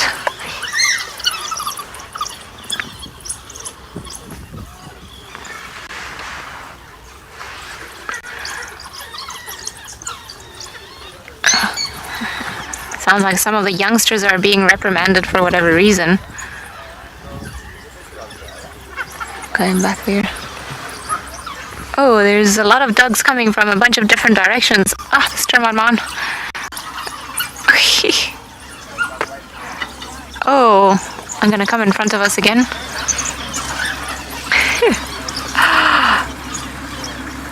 Oh, that's pretty cool.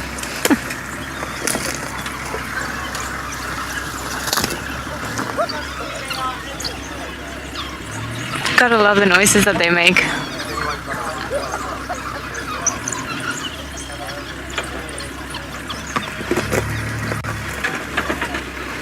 Let me just go forward. Don't know how much this is gonna help, but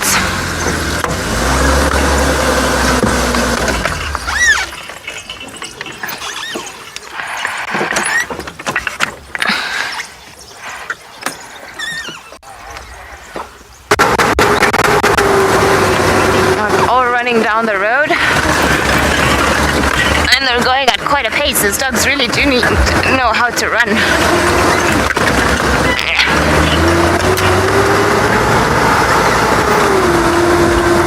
Okay, they're just in front of us. I'm just gonna pull to the side so that the cars behind us can have a view.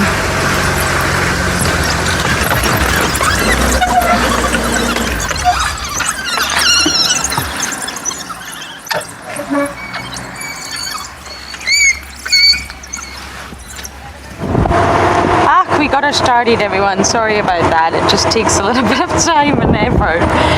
Oh, Wendy.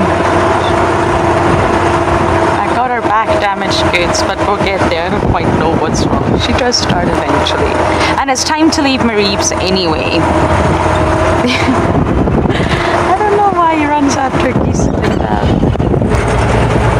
I'm talking flying geese, not on the ground geese, but anyway. I've actually seen Mareebs with quite a few Egyptian geese kills, so he obviously knows what he's doing. But what a wonderful afternoon, and this is actually Davi's first leopard since coming back. Hey, we did it. We got you a leopard. There's just something about the leopards of the Sabi Sands, and I must say everybody is just obsessed with them.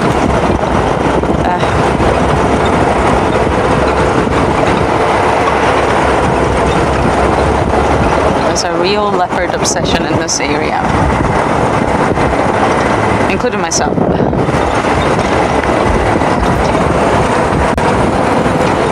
Spazzy, you're saying Mareebs is such a clown. Oh, hello. Wait for me. That was a youngster. Long gone. Probably going for Mareebs. That was a hyena, everyone. Sorry, I'm not sure if you actually...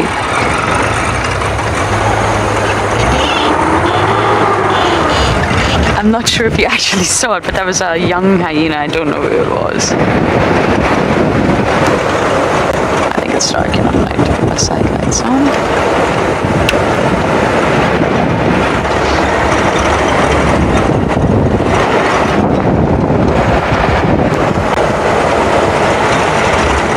These hyenas. I wonder if Mareebs has caught something in the hyena herd and went to investigate. Definitely possible. I was speaking to my dear friend Polly today, who lives on Little Gowrie, and he was telling me that quite recently outside his camp, he just woke up just like we did one night with this awful awful noise, and he went to investigate, and he didn't even think. He was so worried, didn't think to even take a camera. He just took his torch to find out what was going on, and it appeared to be a clash, what he feels, from two hyena clans. He was thinking possibly the Juma clan and the Elephant Plains clan. He's not sure, but he said it was definitely a group of hyenas against a group of hyenas, if that makes sense. And he said it was extremely aggressive. They were out for blood. So I'm also wondering, it absolutely could have been a clash between two clans, but I'm also wondering, was this around the time when possibly Corky was taken over and Ribbon? I'm really not sure, but it was interesting that he said that happened on Little Gowrie. He said he's never seen that many hyenas sort of all at each other. Fascinating. I wish I could know exactly which hyenas it was. But we are heading back to Juma now, and it's just really nice to get a breeze. Evaporative cooling.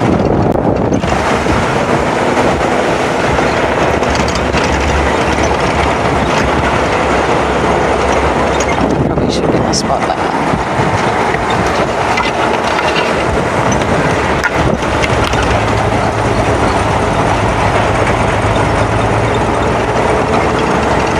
Okay, we are slowly going to bumble back to camp. Dinner is calling, and see what we can find along the way.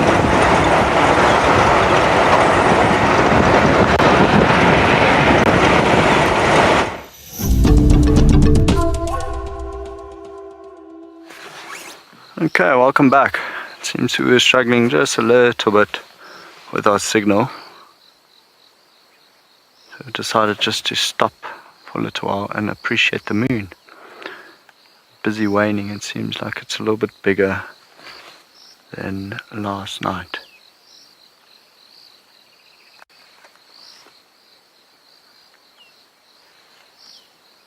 What a pretty picture.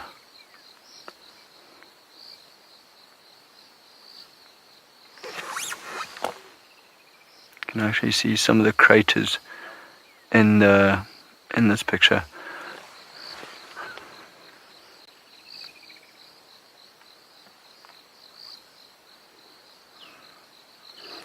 So it gives us a bit of time to just appreciate the night sounds. And like Lauren was saying earlier, you know, you love a woodlands kingfisher until it starts calling at 3 a.m. and I'll keep quiet now in a little bit and you'll still hear the woodlands kingfishers calling.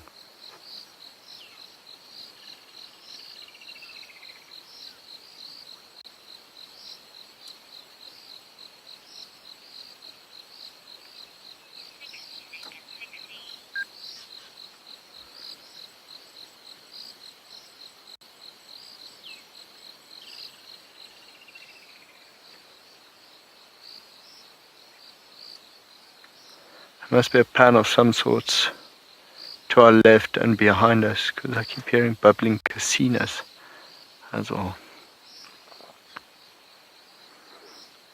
Still a rather pretty sunset. Mobile after break, are there any changes?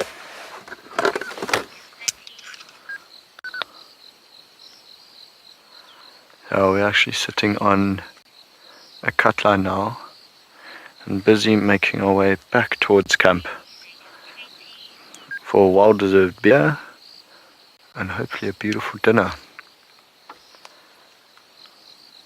So the food at Juma has been absolutely incredible. So I'm quite excited to see what they're cooking up for us tonight. Go along with my beer.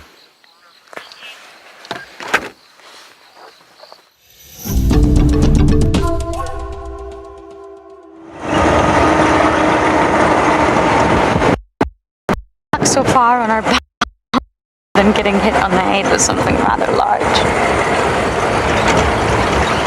And lucky it wasn't my eye.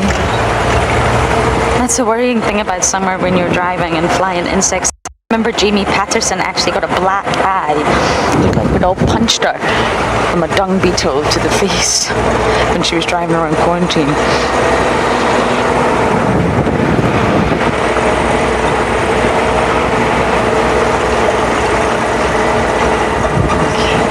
See if we can find any last minute things, but you are welcome to ask some last minute questions.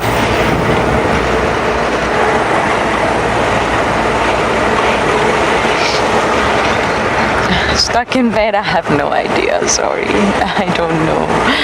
I don't know about the vehicles, I'm afraid. Do you know, Davy? A long time ago, yes. She's amazing.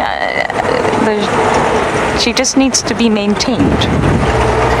That's all. She needs to be looked after. She's high maintenance as a girl. Once you look after her and give her TLC, she's absolutely fine. But yes, I have no idea, sorry. I really don't know the ins and outs of the history of the cars, but I love her. I think Wendy is just great. Everyone in this area is jealous of the cars. Oh. That's the spotlight down. Oh dear. Is that an animal or a log? It could be a log. I don't have a spotlight to check.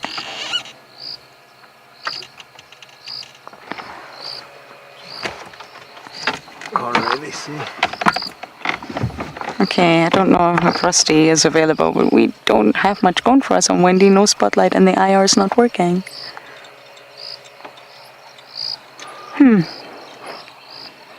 It is probably just... No, it's animals! I think it's hyenas.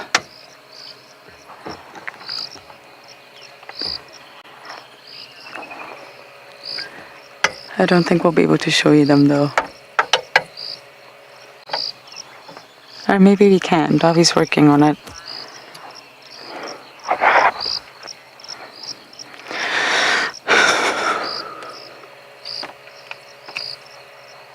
Davi's working on it. Davi's working on it. Is that an animal? Or is it a hyena? Please don't tell me it's just an impala. Ah! I knew it. I knew it wasn't just an impala. Hello. Thank you for fixing the IR, Davi. We're falling apart here. I don't know which hyena. Oh, there's two. I knew it. Okay, I don't know who they are, but if you can identify them, ladies and gentlemen, please go ahead and let me know.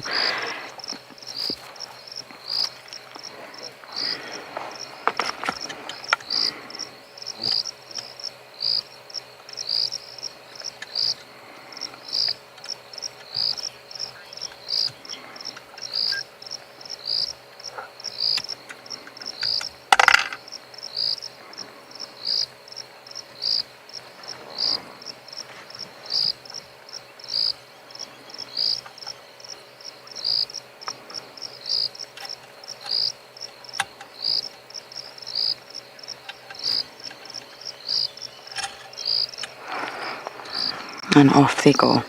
I just saw something moving and I thought it's either...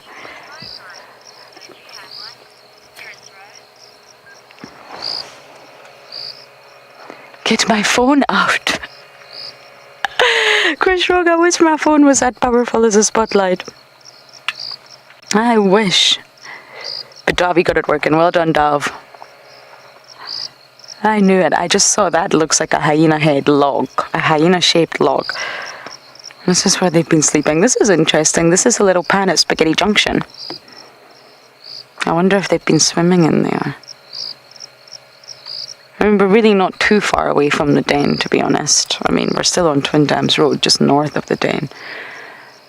I think the other one's disappeared. Who are you? I find it almost impossible to ID hyenas at night time, but yes, Chris Rogue, can you ID it for me? It's tough.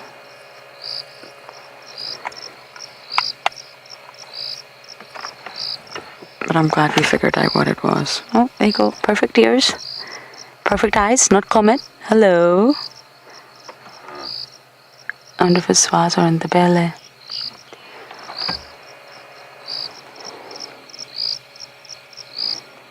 Comet's easy to identify in IR because of the eye. It doesn't reflect, it doesn't shine back. It's obvious he's missing an eye. And when you get a look at the ears, well, that makes things a lot easier. I wonder if it's swasticles.